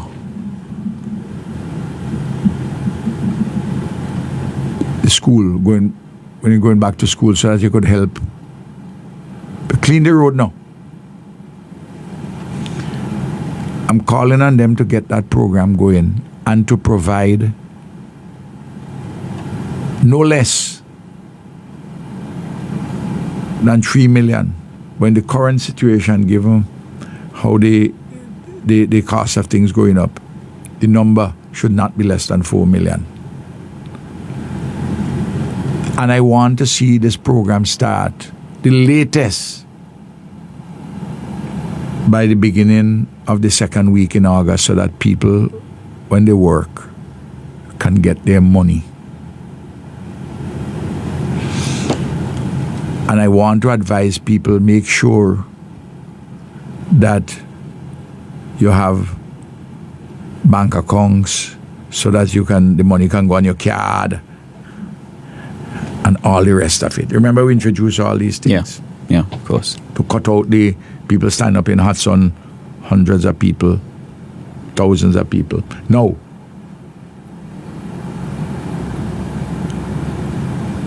At this time,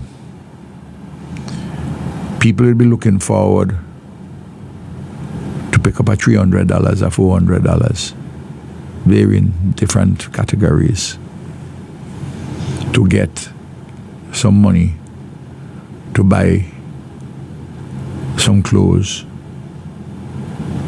to buy some shoes, to do some things for the to put the $50 to go to the book loan scheme for the secondary schools.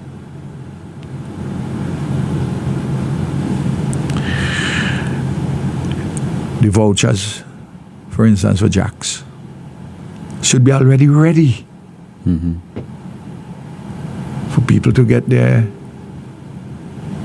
for the children to get their school uniform and the book bag and their shoes.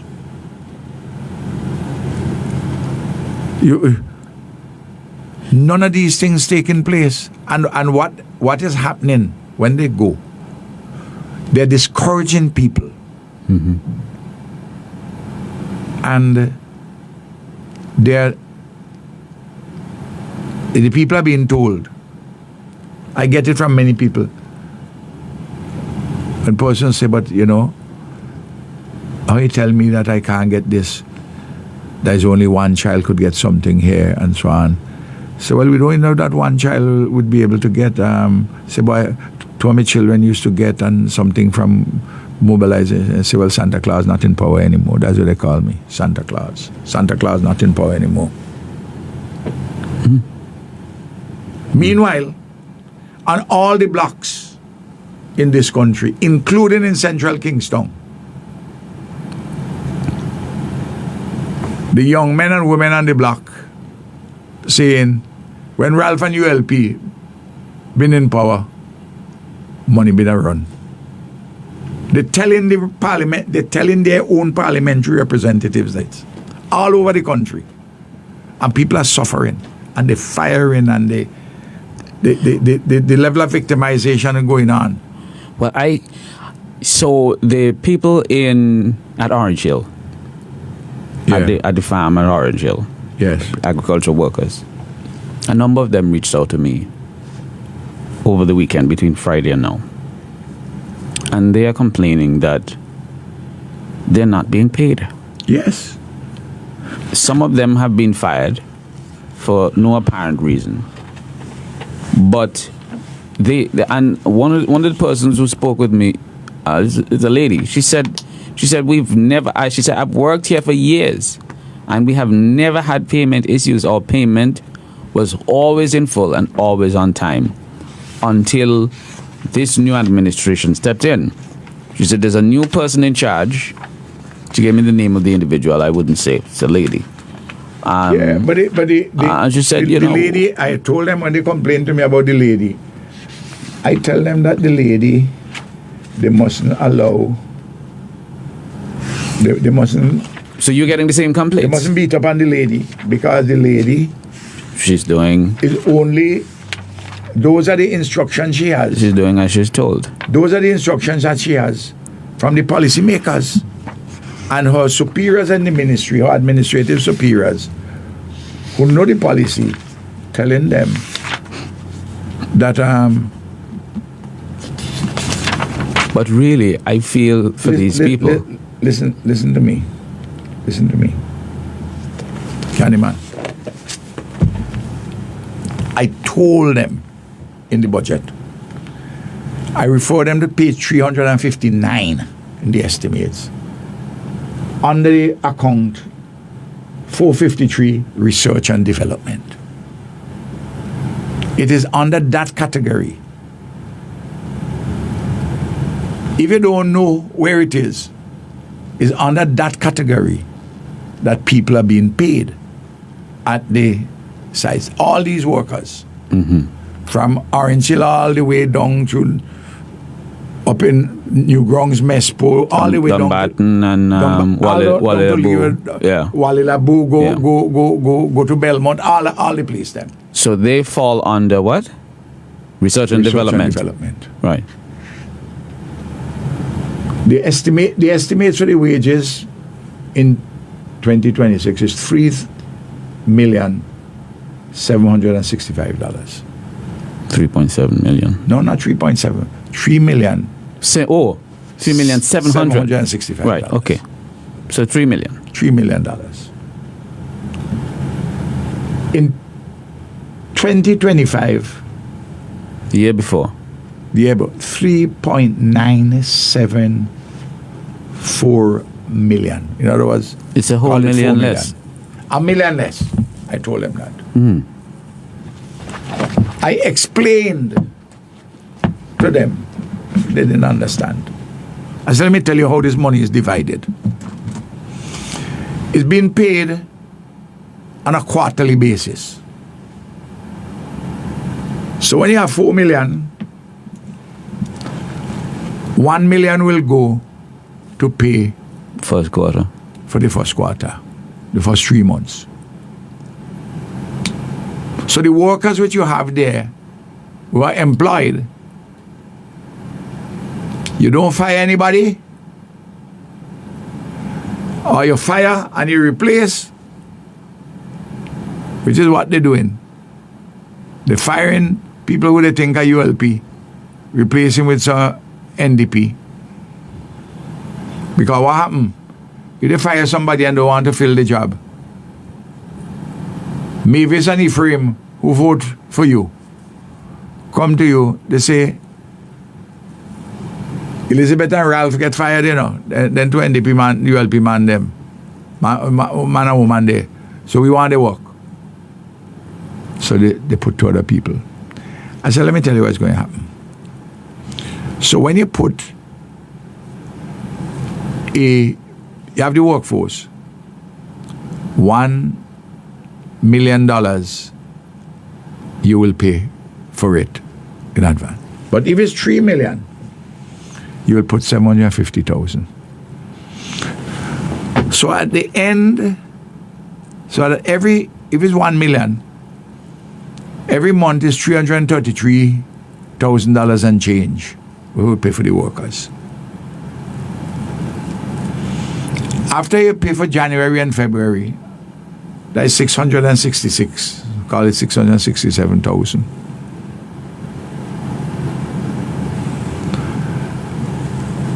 You therefore have just under 80,000 remaining Have a for shortfall March. for March.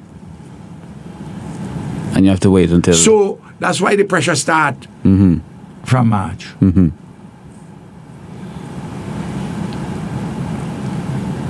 The permanent secretary will have to write to the Director General of Finance and Planning and say, we do not have enough money to pay for March. Because we require $333,000, but we only have 80,000. just under 80,000. So how do you fix that? Special The warrant? Director General of Finance and Planning say we can't give you any advance on the second quarter because the Prime Minister has pronounced in his budget speech, that he's not giving advances on any quarter in relation to these matters, and he's not having any special warrant with any of these items. So please sort it out. So how So do the you sort it permanent out? secretary, you can't square us. That is why they will pay what they have and a lot of people don't get paid. So then they draw down the next quarter money. They take out of that. But the problem is multiplied by the end of June. Yes. So a lot of people wouldn't get paid. This is why you heard it at the end of March, beginning of April, before they sort that out, because they get the normal amount. But it will come when the $3 million will run out in the end of September. So there'll be no money for October, November, and December. So at the end of every quarter, There's a shortfall. there's a shortfall. But the shortfall increases at As the you end go of the forward. second quarter. Yeah. And then at the third quarter. So at the end of the third quarter, no more money will be there to pay these workers. Zero. So all you folks at Orange Hill, Dunbarton, Wally LeBeau, Belmont, if you're listening, and I know you've been making your complaints, I want you to hear what's in store for you. This is what's going on. The only way this can be solved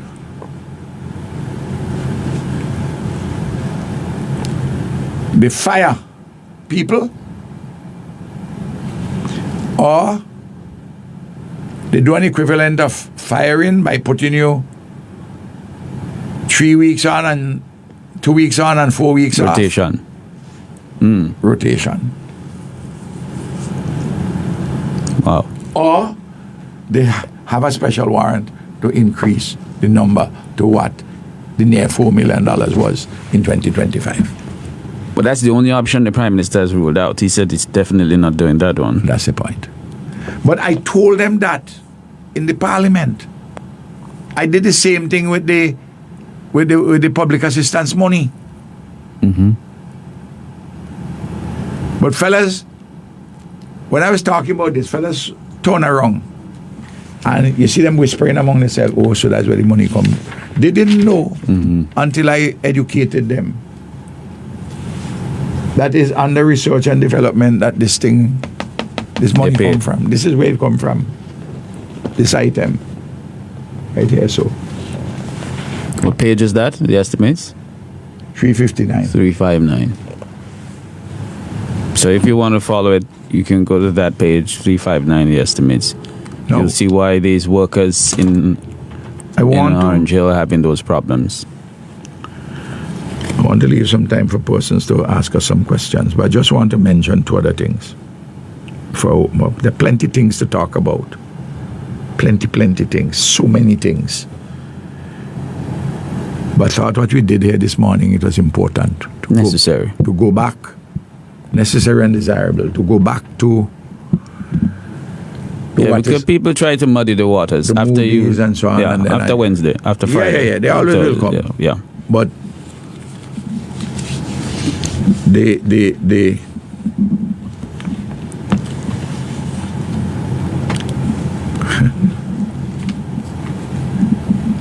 I advise people this.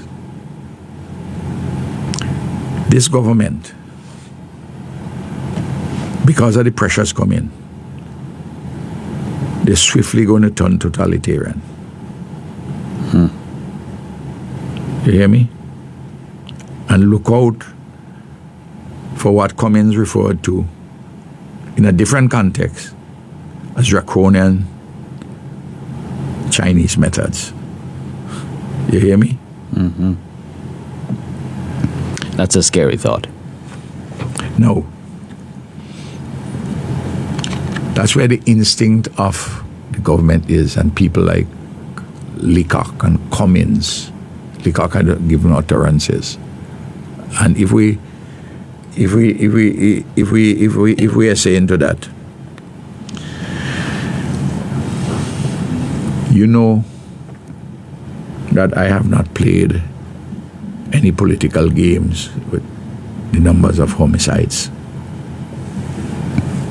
You're not going to find from me a billboard going down to Sandals like what the NDP did. You're not going to find from me the demagoguery about crime and homicides. I've always spoken about the complexities of these problems. And I'm not going to provide, you remember the NDP had facile explanations. Practically every homicide, Friday held a press conference, is Ralph's fault. He did. until it get into the head of some people, including what is now part of the state media, like Luke Boydem station, what they call it again, Hot 97, and others who lining up directly or indirectly at the trough. And one more words would be said in this respect. But I could never believe that Vincentians would think that is Ralph's fault. But some did. They hammer it. I'm not going to tell you that this is any individual politician fault. It's a complex problem. From the home, in the community, the schools, churches. So you have parents, teachers, priests, community people, government. Everybody is involved in this complicated business. And a simple thing called choice of some people who decide to take a criminal path. Choice. I say, well, the next thing you're going to tell me is I'm responsible for sin. Because since we are all sinners, if I'm responsible for all these killings, but something happened on Friday night which would make people scared. A few years ago, you and I were in Morocco when it happened, when 5 persons had gotten killed. 2 of them were innocent bystanders, according where they were sitting down up by near to NIS area.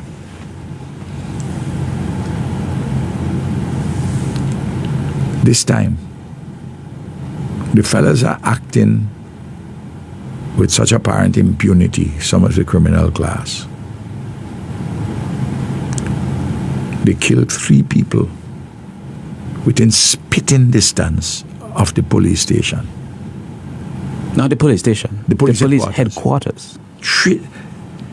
Within spitting distance. Where they kill them fellas, you spit. Mm-hmm. From where they get killed, your spit could reach the sentry gate of the police station. Eh? I'm not making any adverse comment about the police.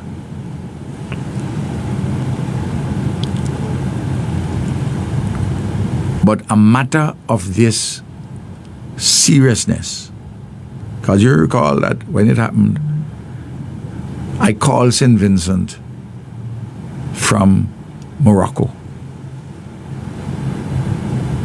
I spoke to the commissioner,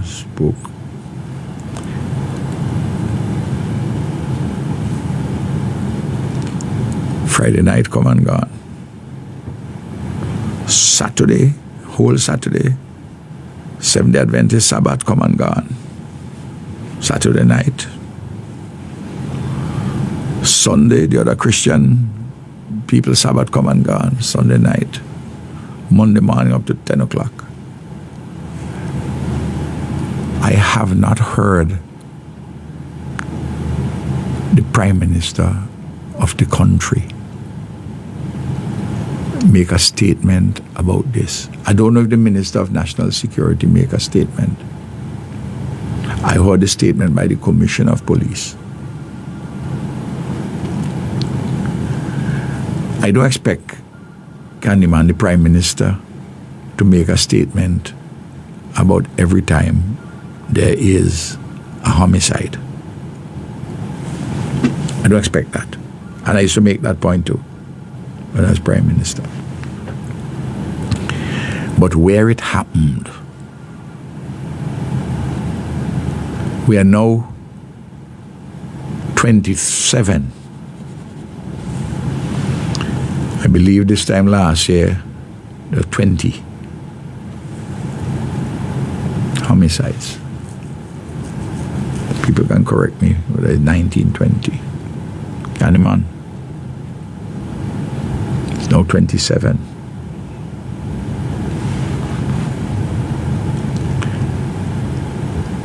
If you take away, so that's 7 more in the first half of the year. 7 over 20 is 20. Multiply by 100. You will see it's over 30% increase thus far. And invariably, the second half of the year, when you look at the trends, Tends to be worse. tend to be higher. The rate of an incidence of homicide tend to be higher than in the first half.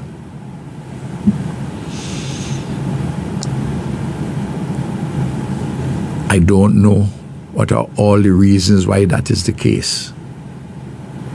Sometimes you can see it depending on who is released from prison on bail, who finish their sentence. Sometimes there are some episodic things which may give, but there may be something in the trends worth analyzing. And different people may have different ideas. No. In 2024, we had 55 homicides. In 2025, we had 40. All of us in the community helped. Parents, community leaders, police, state, the judicial institutions, everybody.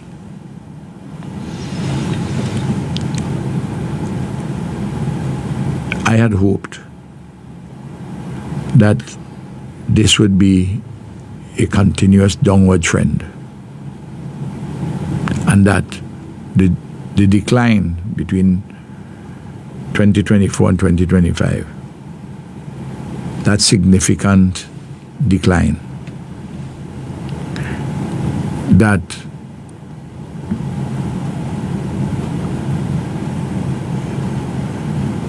it would not be episodic, but that it would be continuous.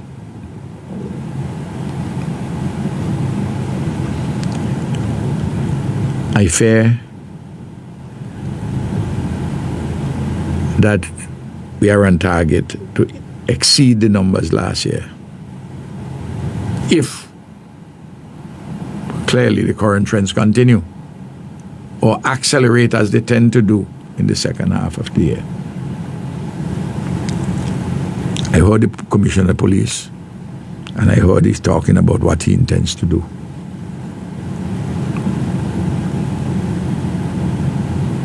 And I do not doubt the good intentions of the police. But I want again the young men, especially, who may choose to go the way of crime, serious crime. They may not be hearing me. But if their community leaders hearing me and would talk to them, say, listen, Ralph was on the radio pleading with you all to stay away from crime, serious, violent crime. Disputes must be settled peacefully. We must not pull for knife or gun. At the first instance, we have to have restraint. Our mothers and fathers and community leaders have to talk to our young people. Talk to our people as a whole. The teachers, the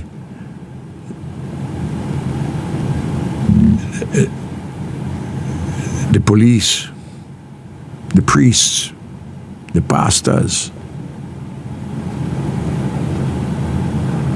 Then magistrates and judges have their role appropriate to the circumstance.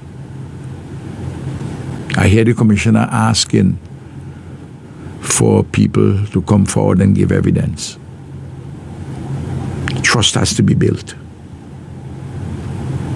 And that is not, sometimes the police as a whole would be trustworthy, but the individual police who may behave in a manner which break down people's trust.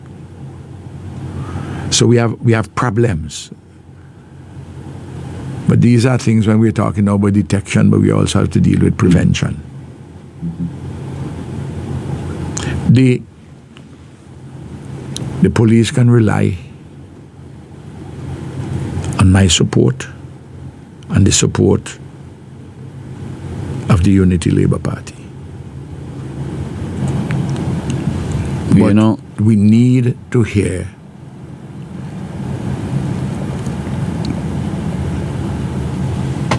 the Prime Minister has to come and say what are the possible actionable things. The Commissioner made some general statements. Look, the Commissioner emphasized the law, and that the law is our weapon dealing with serious crime. But the law quite rightly affords even the most vicious criminal all his or her constitutional rights. And sometimes they would make detection and prosecution and conviction problematic. So that very law itself possesses within it certain elements which can hold back the fight against crime. But the other way might be worse. Totalitarian measures are going to be worse. But this is all of our problem. And the brazenness. Do we not have people, do we not have police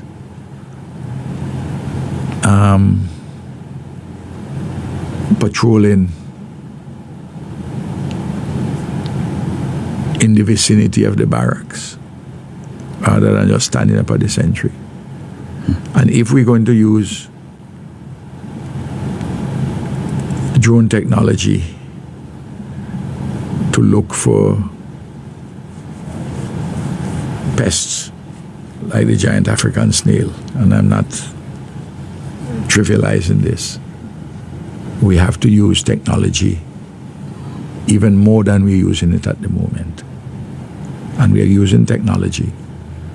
For instance, the question of forensics, the question of these cameras. We set up a thing in Kittels which is linked to a lot of cameras we're doing.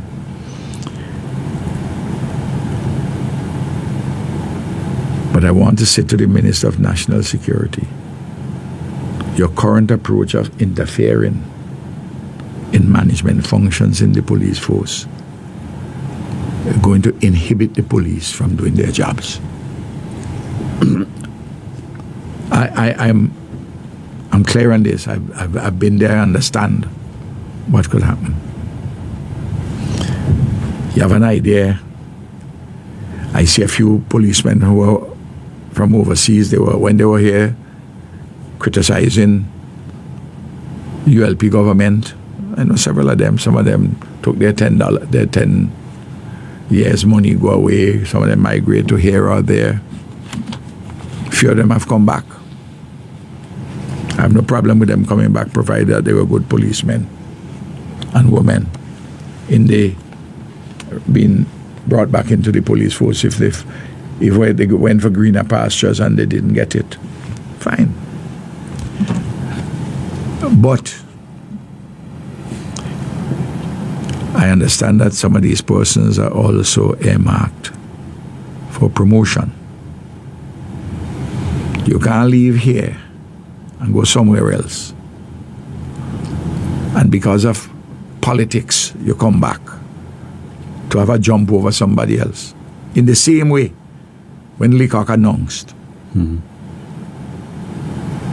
a number of things completely out of turn. And when he said that a man who left as station sergeant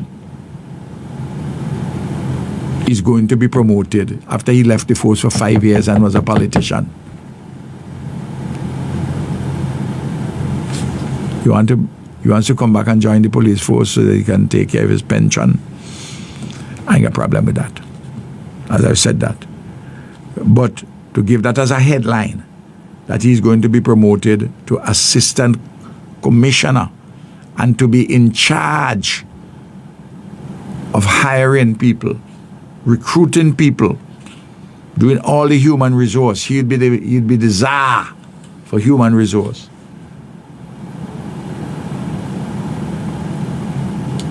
You want to tell me that a man could skip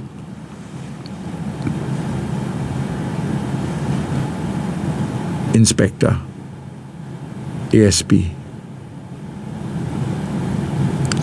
superintendent,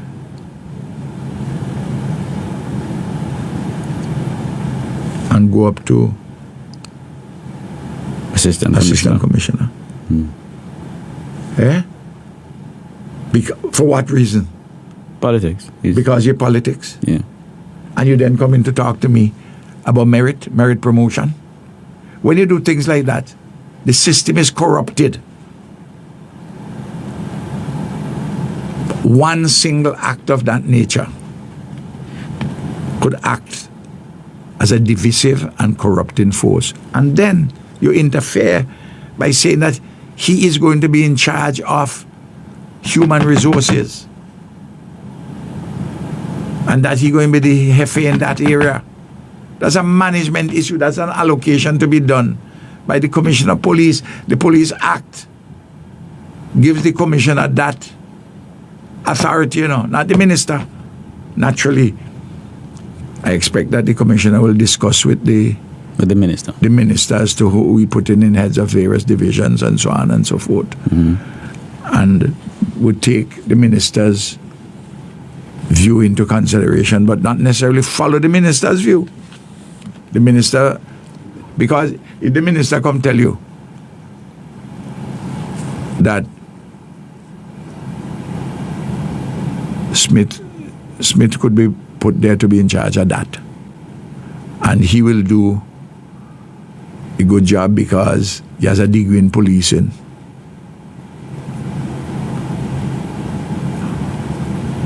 you're going to put a politician in charge of human resource development? And that's what he is, a politician.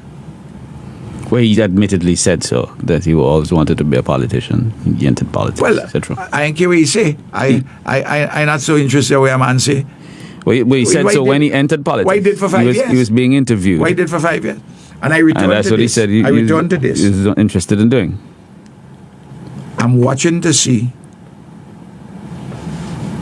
if persons like Laura Anthony Brown, who is the chair, who is an honorable woman, Mrs. Fitzpatrick, who is another honorable woman, will give sanction to this kind of a corrupted and divisive. I'm not saying that money passing and talking corruption in that way. I'm using it in an entirely different way. In other words, you're polluting the process in a most unashamed way. But most of those announcements, have they materialized? One. Since? One. As far as I'm aware, one. Which one was that? Is that Buju? Yes. Trevor Bailey. Trevor Buju Bailey. Who's a good policeman. He's a very, very good policeman. So, I mean, so is his brother. So his brother Dwayne. I have a very high regard for Dwayne. Yeah. No, you notice when I come to these things, I come. Well, you're being very practical, and I have not heard. I must say, you've handled this very measured, very practically. I have not heard this level of practicality coming out of an opposition in St. Vincent and the Grenadines, certainly not in the last 2 decades. And I must point out the hypocrisy of the NDP, because I remember, as you said, Yes. every murder, the then leader of the opposition, current prime minister, At a press conference. he held a press conference. And you got 3 homicides. Yeah. And you're prime minister. But he would, in his press conferences, he would say, we need to hear from the prime minister. There's another murder. The prime minister needs to speak. It's important. And he would say, he would often say that you need to visit the families. You remember that? Yes. You need to visit the families. Well, is he doing that? the thing is this, as many families would know, when somebody gets killed, invariably I'd ask the commissioner, please, if you can get for me Contact information. the contact information for family members and so on, and I will call and I will. I remember you would. But I am talking about the blatant hypocrisy. It's so clear. There's the Minister of National Security has virtually disappeared. Where is he? I mean, seriously, where is the Minister of National Security? Every now and again you will get an eruption. You'll get it is in his nature. He will go dormant, and as the seismic pressures build up, and I'm using concepts from volcanology, you get a cataclysmic eruption. And he says something completely out of order, very often irrational, not well thought out. And in this way, his credibility becomes dulled. Yeah, I think his credibility is at an all-time low at this point. But this matter which took place in front of the commission, as I say, within Police headquarters. within spitting distance of the police headquarters. He says nothing. Silence. And The Friday, Prime Minister Friday says nothing. Friday says nothing. Prime Minister Leacock says nothing. None of them. But I mean, they paraded this thing. They printed billboards. They put them up. They said it was the most important thing we need to deal with. No, We lay it at the blame of the Prime Minister and Minister of National Security. You need to visit the families. You need to hold a press conference. You need to update the nation. What's going on? I want to just move to something Before we take some calls. very briefly. Yeah, it's quarter to one. This morning I went online to see what the crude oil prices is. It's unrefined. Mm-hmm. I think about $89 about that. Just under. Just over $90 now. It's over 90. $90. Okay. It had gone. It dipped back to It 75 about that. Yeah. It had dipped because of the memorandum of understanding. Look, as though there was going to be a peace treaty. Now it's gone. It's climbing back. Mm-hmm. And there are reasons why it isn't even higher. Because the entities, the countries across the world who have strategic reserves drew down on those strategic reserves. And in the case of China, mainland China, cut their demand by 3 million barrels a day because they had a huge inventory, and they decided that the price rising up, they're going to keep themselves more competitive. They had bought at a lower price for this huge inventory. They're using from the huge inventory. And in this meanwhile, trying to keep themselves competitive with their commodities. It's a long game they played, And that later they will replenish. So there are a number of reasons why you have, despite the fact that 20% which go through the Strait of Hormuz out of the market. But you have had some other things like the strategic reserves, the United States, for instance, but that has reached near rock bottom. Remember when Trump went to the MOU, he said the economic situation was such and the numbers in the strategic reserves was falling, and they had to make a deal. No.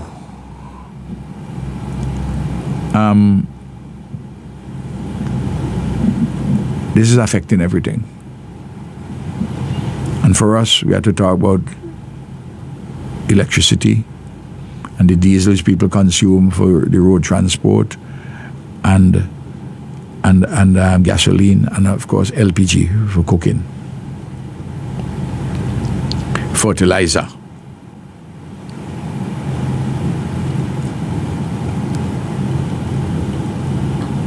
Friday had indicated to me when I asked the question as to the bonus malus, how much money is owed to the end by the end of June. He was answering me on July the 2nd.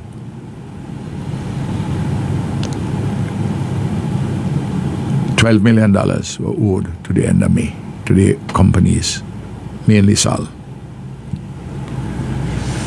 You see, he didn't have the numbers for me.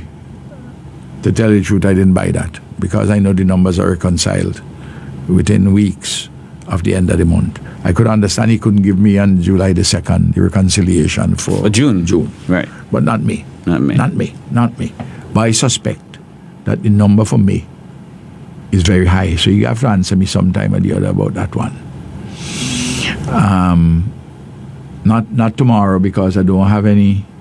There's no questions for tomorrow. Yes. Because meeting which is suspended from the previous one. It's a continuation. So, but I reasonably suspect that between May and June, Candyman, back of the envelope, you have probably net maybe another $7-8 million in the malus. I say net because the $3 million in the bonus still to be just under $3 million, just about $3 million to be paid by Rubis. The number owed would have been $15 million.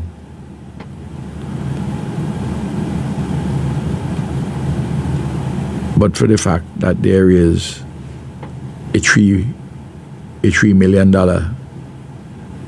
which Rubis still owes, and the malus is working on that bonus. In fact, the overall number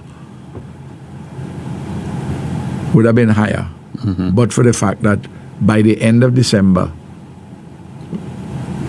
Rubis would have owed the government about $6.5 million. This is December 2025. Which would have accumulated. Sometimes this thing happens. They owe you and you owe them. The way the bonus malus is calculated.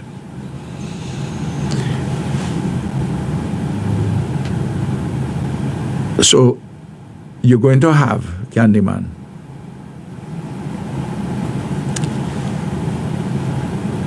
I don't see how May and June not going to carry it net to about 20 million. And I may be conservative on that. And then July, we're going to have additional. I expect another increase in diesel and gasoline price at the pump by the end of this month. I expect the fuel surcharge to go up more for the next billing. Never mind Friday, say you're going to put a cap on the fuel surcharge. There's no cap on the fuel surcharge. There's a dastardly lie. They're happening. No, there's no cap on gas. And there's no cap. He said he was going to cap the gas for 3 months. Just another dishonest, a printing error. Just another dishonest ploy to carry the fools a little further. Candyman, when Trump and Netanyahu attacked Iran on the 28th of February, that was a Friday. The Wednesday after, on a program here, I said this is not going to be a short war. I gave the reasons why. I didn't think it was going to be a short war. I said, you're going to have ups and downs, but this thing is not going to be a short war. I say Iran is not Iraq, and Iran is not Venezuela. I gave all the reasons. I don't want to rehash that. Coming to the point, so I don't lose point about the oil prices. I said then, I'm advising the government to begin the process of making the assessment to see the extent to which the subsidy will be, and focus the subsidy on public transport, minibus men and women, 90% of which vehicles use diesel. And I say we need to have a measured increase, because if you don't do a measured one, you're going to have to do a big jump, and you're going to owe a lot of money to the oil companies. And if you owe too much to them, they might then begin to restrict supply, which would have a double problem: high prices and restricted supply. I said, and if you wait until too prolonged a period to put on any increase, the increase is going to have to be so large that you're going to shock the system. That's the first Wednesday in March that I spoke. March came and went, April came and went. May the 29th is the first time they put on an increase. Then they put on an increase on June the 29th. Between those two increases to shock the system, bring real hardship on everybody, minibus men, commuters, everybody. You can't raise in 1 month, in a 30-day period, diesel by gasoline by $5.09. You can't raise diesel by $4.97. You can't do that. It shocks the system. And then within the space of a few weeks, they're going to have to do an increase again. No, I don't understand. That's what it would be on the cards. And they're not targeting subsidies, and they're not saying what is the maximum that we could afford in any subsidies. They're playing this thing out like off the seat of the pants, and nobody is making any decisions. There's no clarity. Are you wondering why people downgrading you? I'm coming back to that.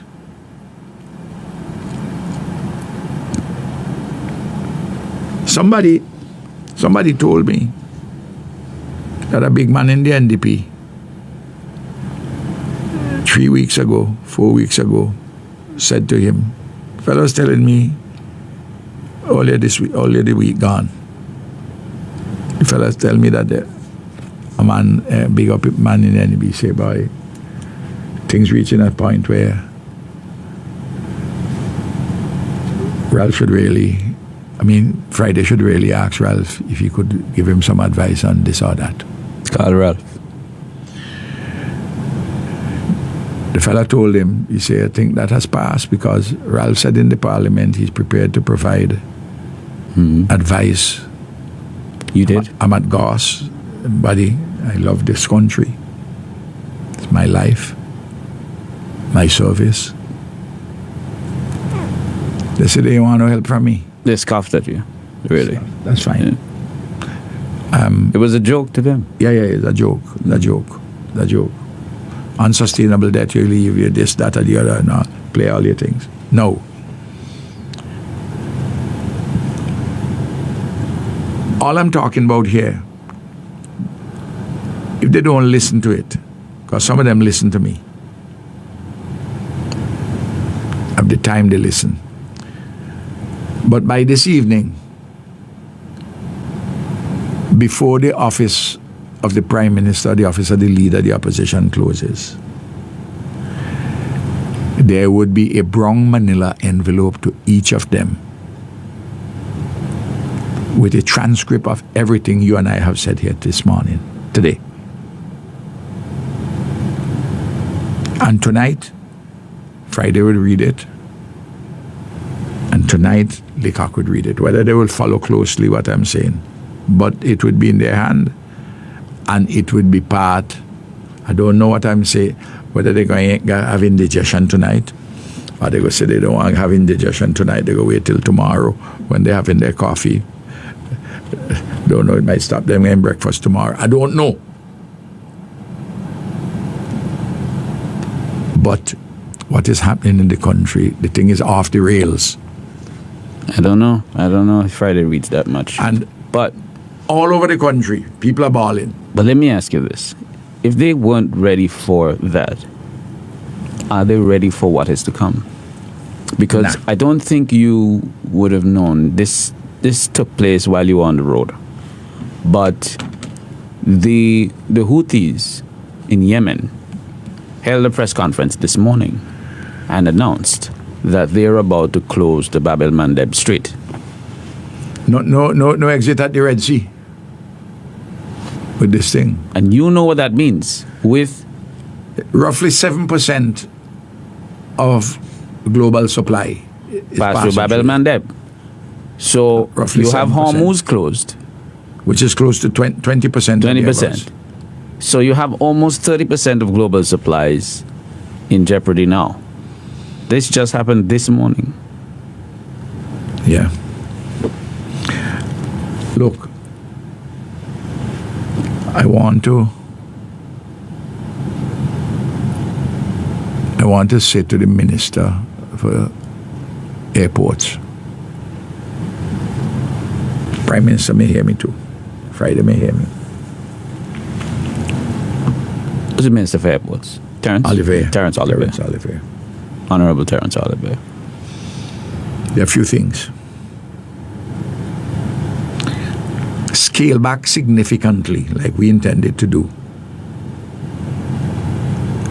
this $131 million EC project for the Canouan Airport. There's some things which are necessary to be done, and certain things which it makes sense. Borrowing 121 plus million EC dollars from the CDB at 5%, and taking 10%, $10 million of your own money. And then when I say own money, $10 million which you're going to borrow at 7.25% through bonds to put there but the design, we were scaling it back. And you have to take a decision as to what is happening in the north of Canouan, because both things are connected. You got to get rid of Pinataro. You know, I had a program in place to do that. I announced it to the people. People in Canouan now must be saying, well, boy, why I didn't listen to Ralph? I went and made a speech down there. It's the only thing I talk about, you know. Mm-hmm. That's one. I am worried about the lack of work being done at AIA in respect of basic maintenance. Monies have been put in the budget for upgrade, for expansion and the like process. We had a particular way going to do something interim, then something more fully. Needs to be done. But the maintenance is required. Every time I go there, I used to do it when I was Prime Minister. Sometimes I'm going out there, I say, let me stop by the airport. I'll go and visit the various things to see what maintenance like, and I will call the CEO. I say, listen, I watch this. I know the problem, Candyman, with the sea blast and all the rest of it. But too many little things that I observe. And I know that the CEO would have these things and their maintenance crew. But unless you have a real policy urgency on it, and the board has to be sure that maintenance, that is every day, every meeting, and in between meetings, the chairman and the CEO have to be dealing with this with the maintenance crew. Their faucets not working. Their toilets, both in the arrival and the departure. The doors to the air side. We had changed doors on the land side. Mm-hmm. The outer doors. Some of them, you need to change those doors. You notice I've been dealing with some bigger things, but I'm dealing the airport. Well, you know, that means a lot to me, and I know. We know. And it means a lot to St. Vincent and the Grenadines. So I want to say that, you know, I don't know if Terence has the energy to deal with these things.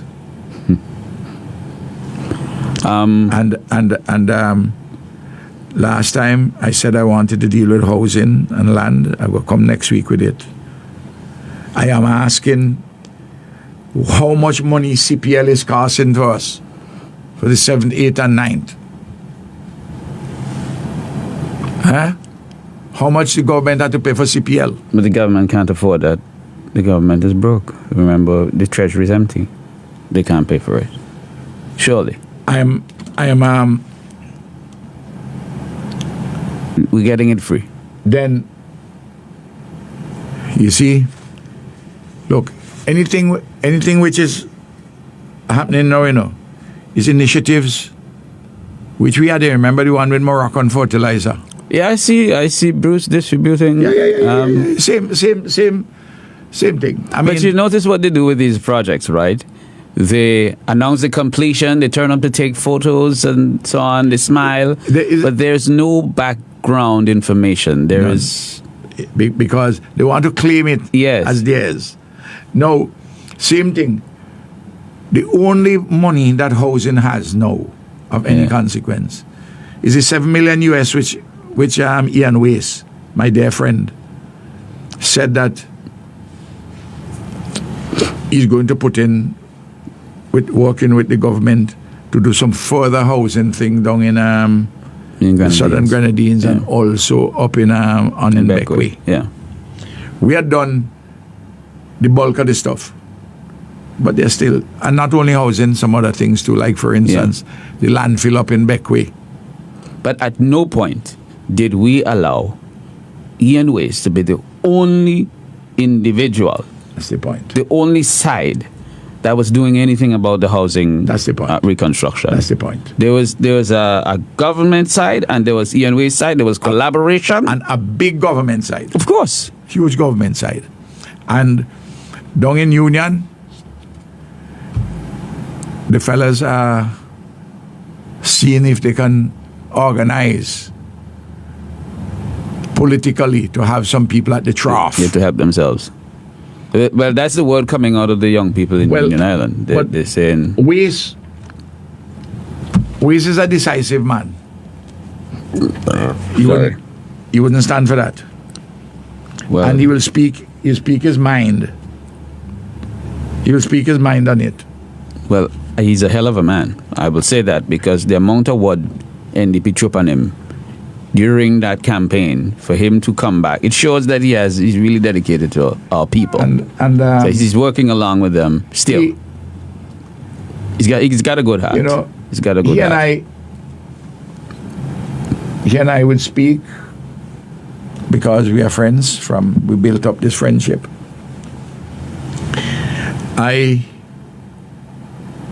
As always,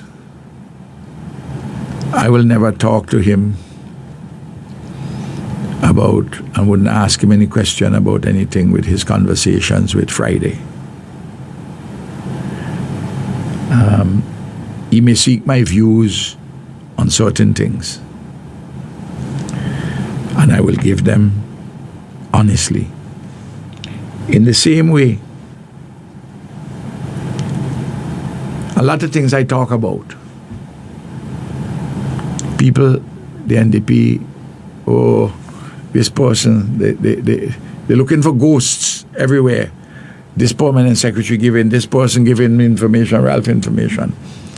I listening to them, hearing what they say, knowing what they are. When they talk certain things, I know what is happening behind. For instance, Philip Jackson announcement about the fees. About the Registration fee, which is, fees. as we talked about last week, is smoke and mirrors. It came as an afterthought, only because parents began to protest. They were pressured. And I see the teachers' union. President put out a statement. Yeah. But the president needs to talk about some material issues, like, for instance, what the hell is happening to the salary increase for the teachers? What about additional? What about making sure that the money is to the school feeding program thing? What is happening with furniture? What is happening with supplies? What you know, the schools which have no, the government assisted schools, are they getting their subventions on time? What is happening with these things? No. Let me read this thing here for you. Okay? This came from the girls' high school. This is sent to parents. So, good evening, parents, guardians. Thank you to everyone who attended our recent registration. We appreciate your patience and support as we prepare for the start of the new academic year. Following a directive issued today by the Ministry of Education, Vocational Training, Innovation, and Digital Transformation, secondary schools have been instructed not to retain certain fees that were collected during registration. As a result, the following fees will be refunded: processing fee, sports club fee, sports club t-shirt fee, and security fee. Listen to this part, Regrettably, as a result of this, we will not be able to offer the sports club program during the upcoming school year. Clearly. If you went to the GHS, or if you had a student that went to GHS anytime in the last 10, 15 years, you know that this is a staple. My daughter at GHS has been on the sports club. Candyman. And they do various disciplines. The parent-teachers associations in all of these schools decide at certain fees, because education is quote unquote free in this country. We have made it free, the ULP. And we have added things to help parents. But if you take away from the schools and the Parent Teachers Association any initiative to raise any money to help them to get by, the educational services are going to decline. The offerings are going to decline.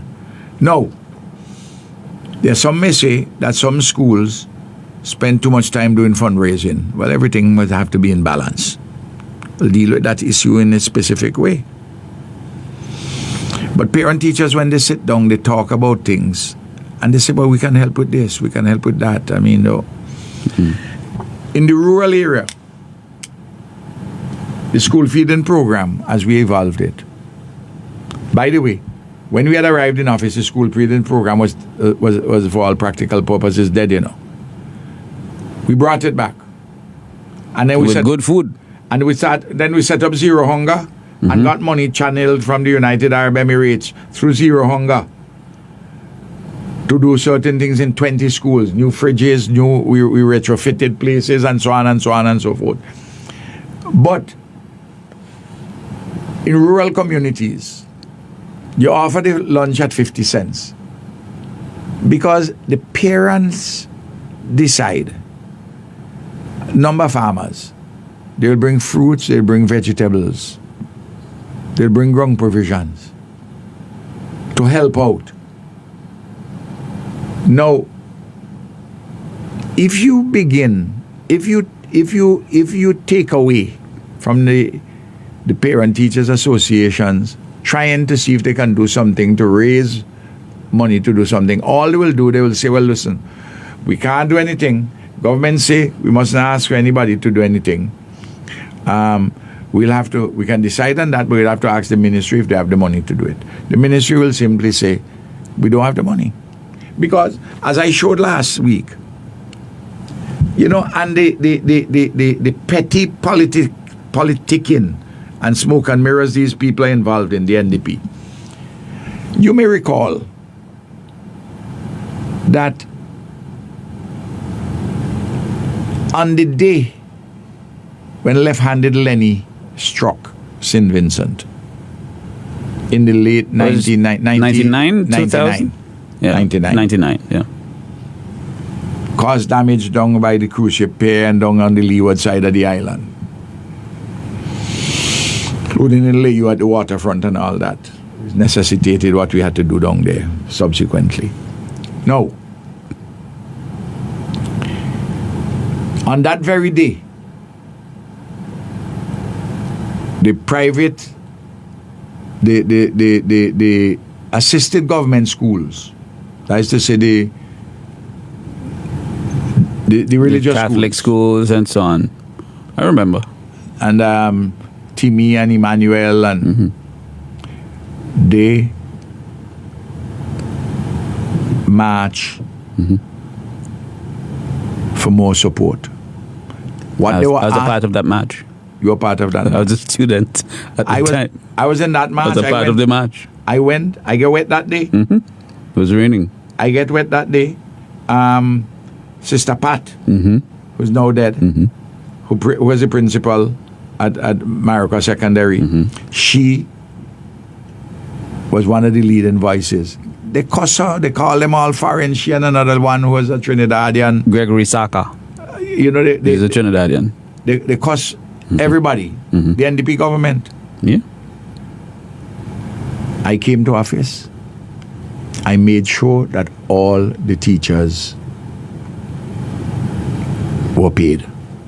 All the teachers who work in these schools, in these assisted schools, were paid. We say so many teachers, which we will pay for so many students which you have, which would be the average number which we'll have across the entire school system. So we did that. We also provided assistance. Otherwise, there is a subvention which is given to them. In 2025, as I pointed out last week, was $1.38 million.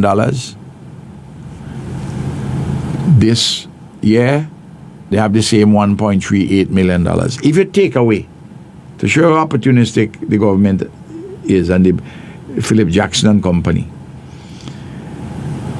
if you take away from the assisted schools the right to charge a fee for the registration, relatively small fee, you have to give them an increase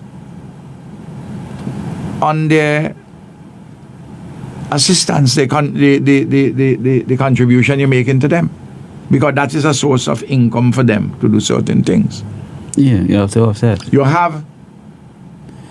have 26 secondary schools in the country. These are assisted ones. Well, I tell you, we pay for all the teachers. Mm-hmm. I'm talking secondary schools now. Mm-hmm. We have St. Martin, we have Kingston Convent, we have Maracay Convent. We have a Anglican school here in Kingston. This is the Bishop's College. Bishop's College, yeah. We have 270 Adventist one in Beckway and one at Mountain View. Mm-hmm. And we have Emmanuel up in Mespo. There's 7 of them. Any more? I think those are the 7. Those are them, yeah. No. 7. Mm-hmm. They are a significant portion. They take account of a significant portion of our students. So they big things which were supposed to be done, they weren't doing it and so on. But done now some small smoke and mirrors things. But if you take away that right from the assisted schools, say no, don't charge anything. The assisted schools they say, well, you gotta make up the money. And or if they say they're not going to make it up, you bear it yourself. They will put it on the computer class, the computer room. Somewhere else. They'll put it on for the sports facility. They'll put it on for various things. Yeah. So the reality now is that some of the programs that students and parents are accustomed to expect that they'll be cut because they're not. Fundamental to this thing, also, moving away from the opportunism,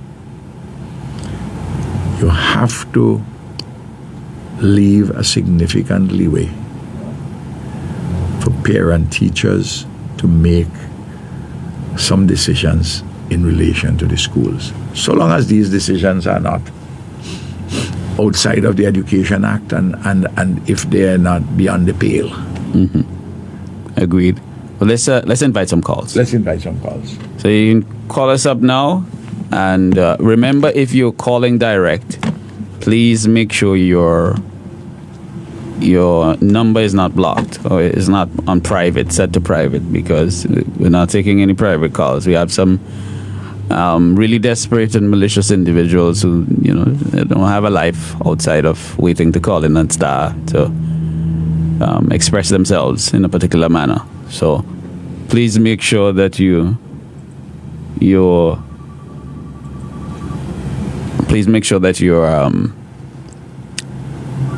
number is not private when you call us, okay? All right, so you can call us on WhatsApp as well. Let me just make sure we're good there. Singing call there. All right, yes, you can call us now. All right, good. In the meantime, we can take. I see the call is coming in, but it's not showing up for some reason. All right, there we go. Hello? Hello, Mr. Kenyan, our former Prime Minister, Hey, my brother. soon to become back the Prime Minister. Are you doing? Is that step in? Yes, step in, man. Well, boy, I'm telling you, what a disaster, what a whopper. What a whopper. Well, boy, they whopping everybody, boy. Children get behind cutting, big people get behind cut. I tell you, and you know they try to, they try to think that they condemn for so long. They try to bring them back in a sense, but they're too slow. Imagine business people in investing, all the trucks and them disappearing off the road. Them business people and thing like they want to have some of the food that only have people. Economy and a whole people like they have money to spend. Carnival was so dead, and but why this fellow and them?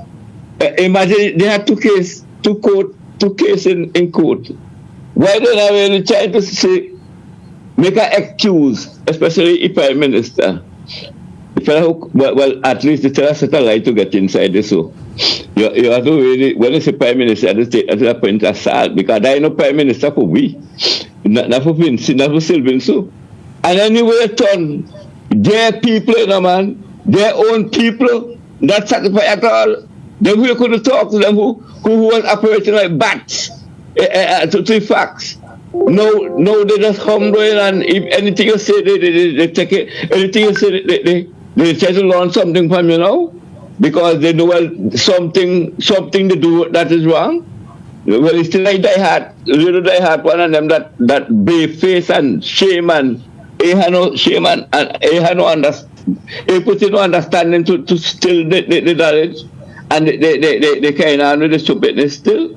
They not really carry on, but they will still, because of shame, they still back them up. So why this fellow and them can, Mr. Friday can't make an excuse to say, well, okay, boy, let court thing go on and let court follow away and then we could get an excuse to come out from government business. Why you can't make an excuse to come out from government business, you unbundle them because government business are for all you. Are not supposed to be around government business. And some people say, well, boy, it's good to give them a try for people to see. All the lies and things that they're telling, really, they can't handle. You can't run a country, pan lies and things, and then they tell lies to get inside. No, they want to tell lies to stay inside. You give up your place. But everybody hold one the car and Sylvan, so you hold one the car and the country. Stepping, you remember I used to tell people from the platform that lies and commerce and innuendo car on country. I tell people that all the time. But them country by lies and they want to run the country by lies. When they will make a mistake, imagine that. Look at all these killings and confusion and all kind of thing going on, and they blaming you. Imagine Modi don't go Sylvan, so you expect 3 or 4 or 5% if he was in office. No, Modi don't go Sylvan, so it's zero talent, it's zero growth we're going to have this year. How could people if I subsidize this, I subsidize that? Look at talk about subsidized gas. And it's not gas down and 3% that Candyman say, if you don't understand, we say what your advisor telling him. but if you don't understand about not at all, why you not giving back the country to people who could run the country? This third world country, you was going to make savings into a first world country, and everybody said it was coming. And now that savings will go back, what's that Haiti just now? No. We're not giving up a place to shame. Give up a country, bad. In a bad way. You can't run Sylvan, so. Well, thank stepping you. on one matter you raise. Next week, the case is going to be heard. The case is going to start against Friday and Bramble. They're doing cross-examination of the witnesses next week, and then in November, they're going to have the lawyers present their submissions, their legal submissions on the matter. So hopefully by the end of the year, we'll get a judgment from the High Court judge. What day next week is that? They start on Tuesday, I believe, the 28th. All right. Yeah. Feel free to call us. We got a number of comments on WhatsApp. Yes. Here's one. According to West Indies cricket, West Indies audited financial statements for the year ending September 30th, 2025. CWI recorded a net loss of 28 million US, following a net profit of 24 million US the previous year. Absolutely A correct. forecast loss of 26 million is expected in the 2026 cycle. That's one. Yes. Comment there. All right, let's get this one in. Hello? No. Can't do that. Turn your radios down when you're calling us, please, so that we can. The feedback is terrible, especially in headphones. All right. Here's another one here. Morning, Comrade. Is the actuarial study on the NIS completed yet? I don't know, but that's a very good question. It should be by this month. Because one of the things which we had left, in fact, we were going to initiate it come January. Camilo and I had spoken to Stuart Haynes to proceed with that aspect because it had been raised earlier, is to do because the ILO, the International Labour Organization, was doing a separate analysis for the matter of paying unemployment benefit. And we are hoping that we still see this unemployment benefit arise and that we can proceed with it. Of course, when it happens, they will say that is their initiative, but it will have no genesis. Yes. The usual. But I'm waiting on that because I want to see that what is the extent of the increase in the minimum pension? Because, my position on this is that whatever the minimum pension must not be less than what the public assistance is. Mm-hmm. All right, let's take this call here. Hello. Caller, good afternoon. Good afternoon, Comrade. How are you? Hey, John. How you doing, man? How you doing? Man, I all right. All right. Well, I doing plenty work, and it making me feel good. The plenty yeah. Feel good. And Comrade, God help. With God help, Comrade, you're going to be the next Prime Minister again in this country. Because Comrade, Vincent and people balling every day. I know they balling every day, John. All over the country. Every day. And all over the country.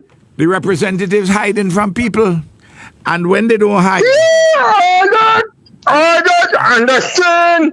The same when people like me go by the ministry for help, the saying that Santa Claus is not there anymore. And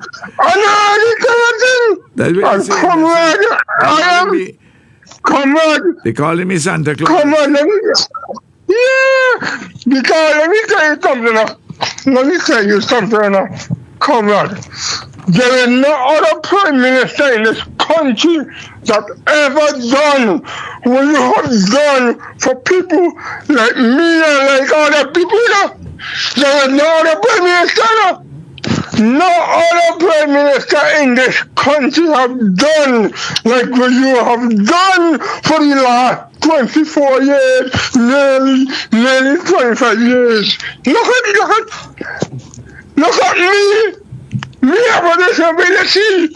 And your government built a home for me! Huh?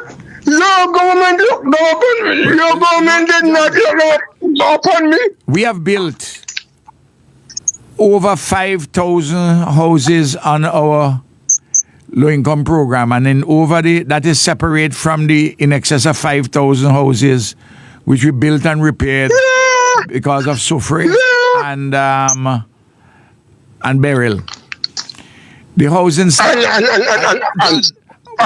when you mention yourself, I just want to put it in 2001 was under 20 under 30,000 houses, 29,000 houses you had. And Yeah. as of the last counting which they did, there were over 47,000 houses in the country. That's it. And That's big it, and better Comrade. houses. And let me tell you something, Comrade. This Prime Minister we got here right now would not do like what you're doing to poor people in this country. Nobody. But to God be the glory. Great things you have done, Comrade. And Comrade, And we- I want to thank you. We just keep the fire burning. Yeah, I just want to thank you, Comrade, for looking beyond my fault and build a nice house for me.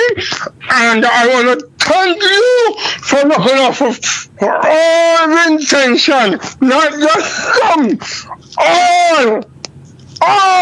But this one here, this one here telling you, all right, in there anymore. Santa Claus in there anymore.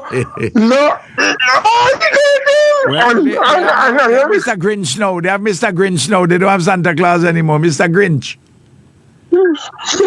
Well, Comrade, The mean-spirited opposite of Santa Claus.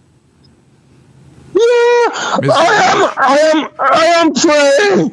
I am praying night and day for you, Comrade, and for the Unity Labour Party. And before I leave, I am asking whoever could help me when I was fixing the house roof inside.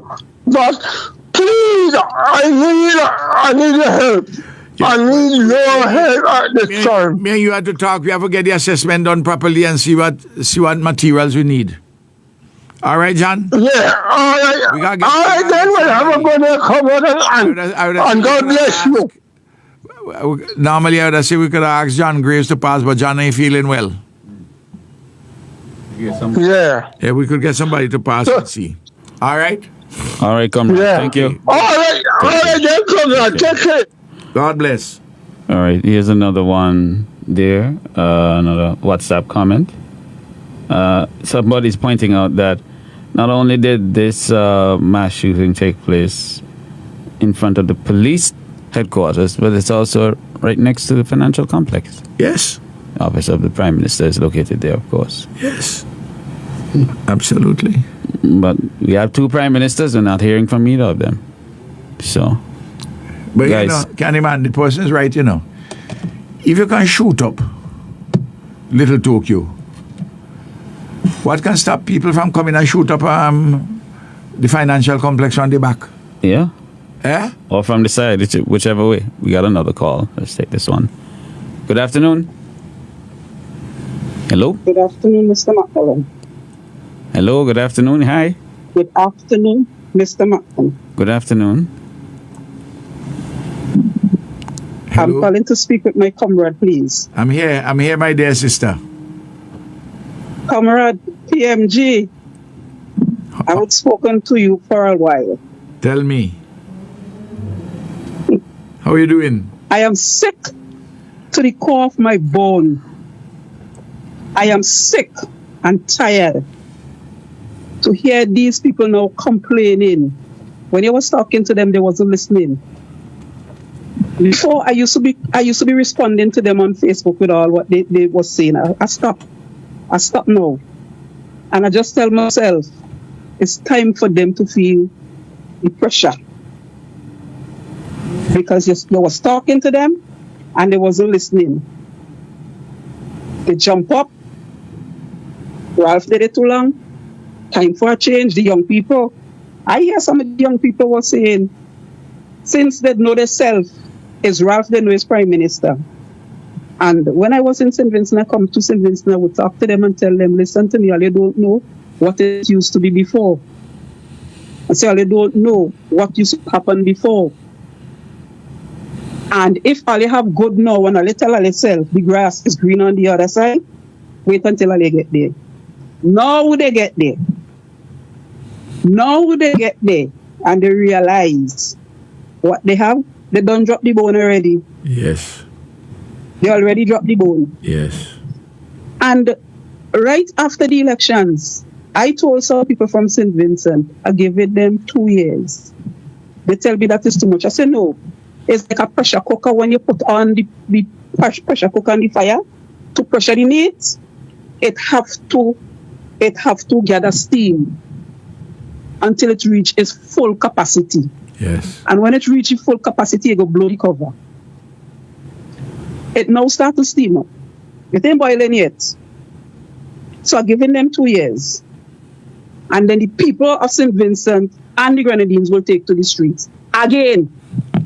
Yes. And then the young people who wanted to see a different government will see what it means and the struggle that we went through before under the former NDP regime, because they was corrupted back then and they come back with the same corrupted behavior. The same corrupted behavior. Well, I don't care how much Santa Claus they want to call you. That's all I right. don't care how much Santa Claus they want to call you, but you was a good Santa Claus. Well, You was a very good Santa Claus, because when you come around with your bag of goodies, everybody was getting. It's not ULP supporters, children alone was getting. Everybody, it share across the table. yes. Yes. Right? God, And Ralph. I tell somebody the other day, I say, me didn't get the opportunity to go to a secondary school because of what was there before. My grandmother couldn't afford it.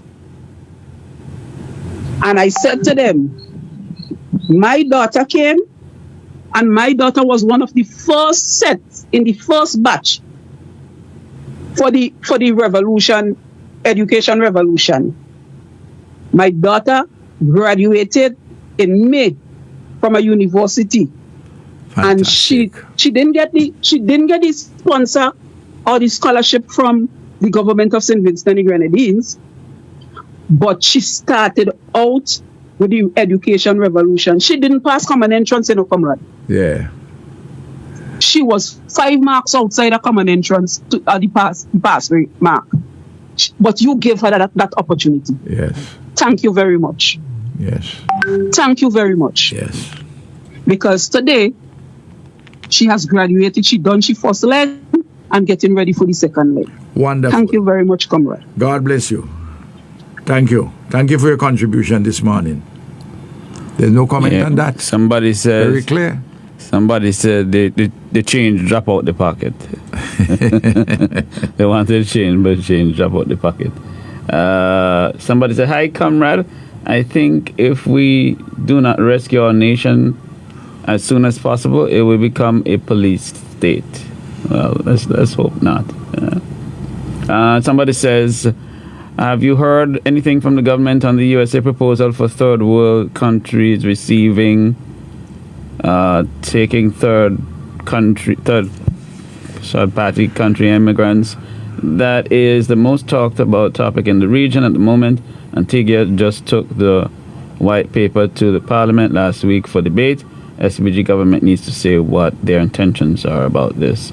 It's an important issue." Well, about 2 months ago, the Minister of National Security said that the government has no objection in principle to accepting deportees and refugees, but they had not finalized any agreement. But when I was in office, they came to me about that. I told them that it was not in the interest of the United States, nor is it in the interest of St. Vincent and the Grenadines. I said we must do something if it's in both our countries' interests. Mm-hmm. And I explained to them why. And they accepted that explanation from me. Let's get another call in. Hello? Hello, good afternoon. Hello? Ma'am? Yes, hello? Hello, you're hearing me? Yes, we can Yes. hear you. Good afternoon. We know that the European Union told the islands involved with the CBI while selling passports to stop this program by June 2028. Am I correct? Yes. Yes, that's right. There was a meeting held recently, I can't remember if it's in St. Lucia, but a decision was taken to write the EU to ask them if they can continue with the program.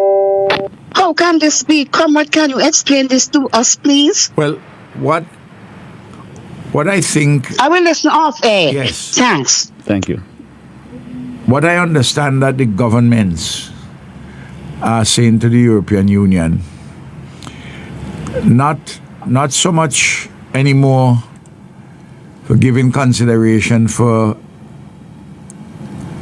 reversing their decision, but to say to them, you're asking us to do it by 2028. That's a very short period of time, and we will suffer dislocations. So can we talk about ways in which you can help us with this dislocation? That's my understanding. But I have been saying from the very beginning, certainly 2 years ago when the European Commission pointed out that they're going through the legislative process through the European Parliament to deal with this matter, and that it is no longer a question of managing or supervising the program, that the very existence is a security risk. I said that at that point, you should begin to accept this as a fait accompli and to put together a proper set of proposals as to what is the extent of the adjustment, financial adjustment you would require. And go to the European Union, go to the United States, go to Canada, go to Britain, go to the World Bank, and get the Caribbean Development Bank and the Eastern Caribbean Central Bank involved, and possibly some other countries, like those who are involved in selling passports, though they never allowed you to have one of those sold passports get entry to their country, like the United Arab Emirates. Well, the situation with them is problematic now because they're on the front line of a war. But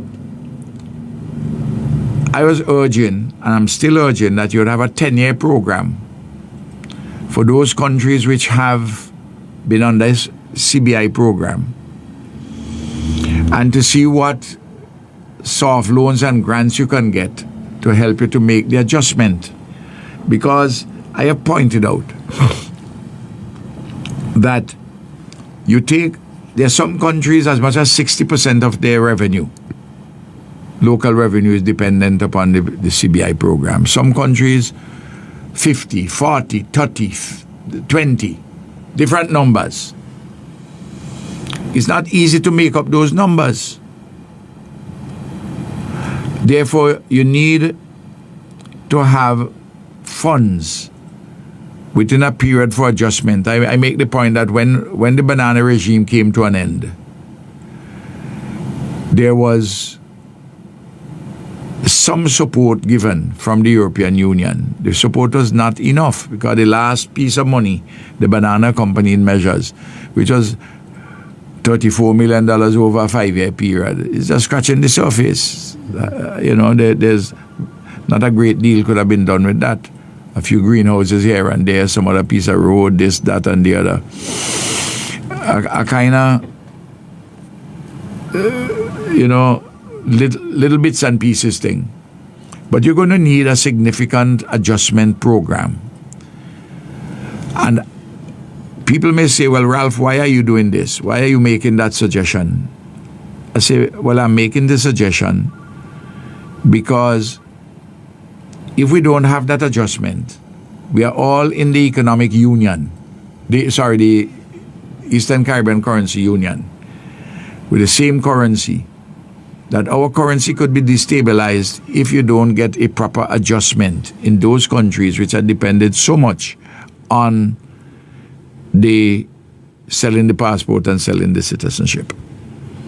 So I'm putting forward a very practical and mature suggestion. But the work has to be done. The work should have been done already, but They were hoping against hope that the European Union may change their mind. But no, it's clear they're not changing their mind. Yeah. And the idea of asking them to change their mind again, to me, is a complete waste of time. That what you have to do is to say, there's adjustment which is going to be required. That Need this- more time to adjust. this adjustment is going to cost so much money.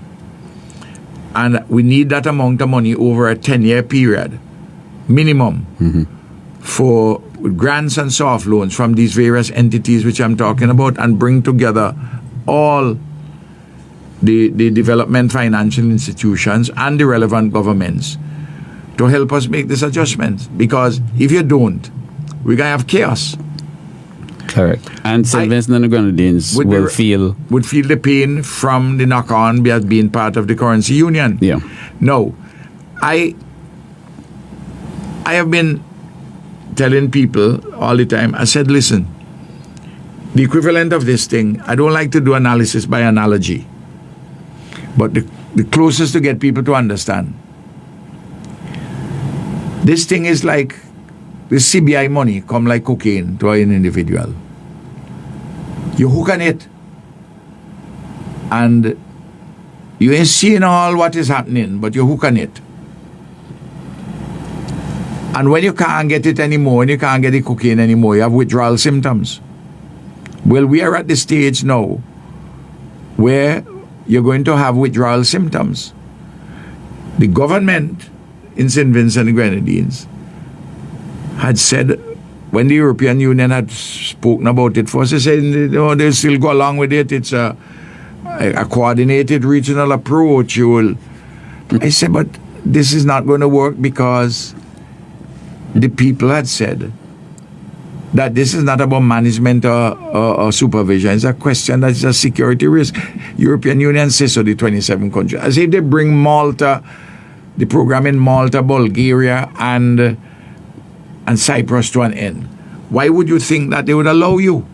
In other words, I was looking practically, and I didn't want to get on this cocaine habit, both in principle and in practice.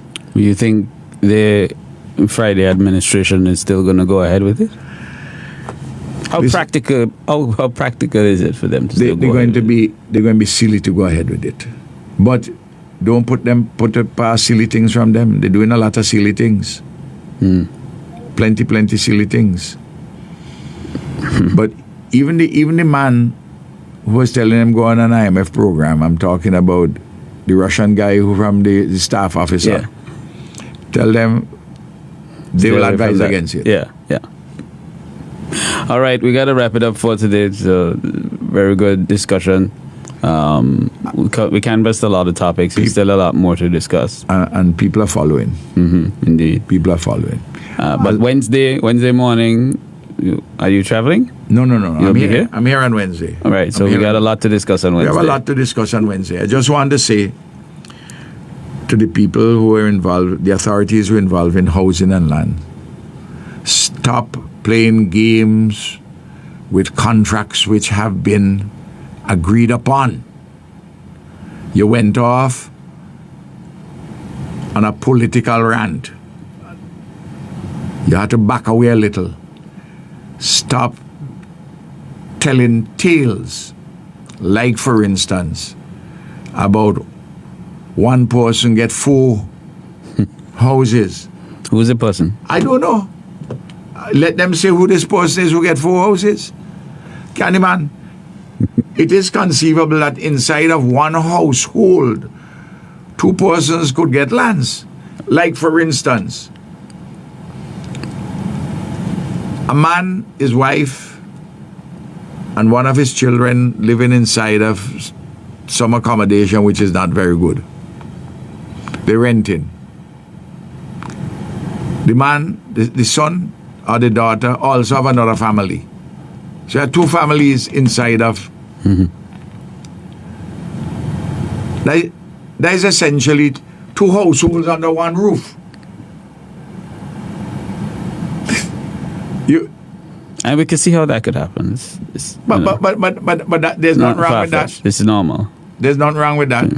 No, it is possible Candyman, that you may have a case where a man is using two different names, and somehow the chief surveyor office didn't pick up at first with the ID card and so forth. Didn't pick that up. But I will wager that before anything is finalized, that when that person has all,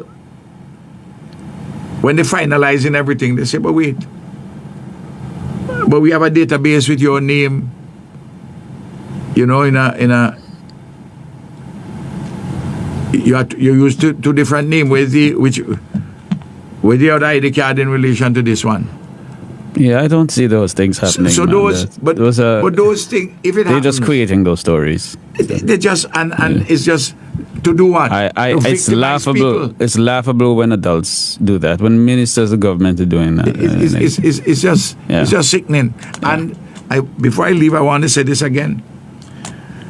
I know I touched their corn when I say they're taking it out on poor people, not helping poor people with all kind of different areas, and they're firing people and the housing thing, all that, the school, the national lotteries, everything. Not paying people who work. You draw cases where workers at Orange Hill. Happens other places too.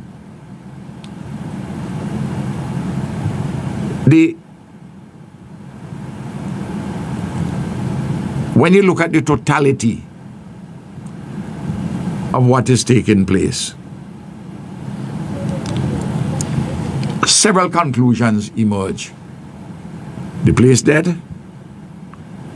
nothing not go on, money not run, government ain't,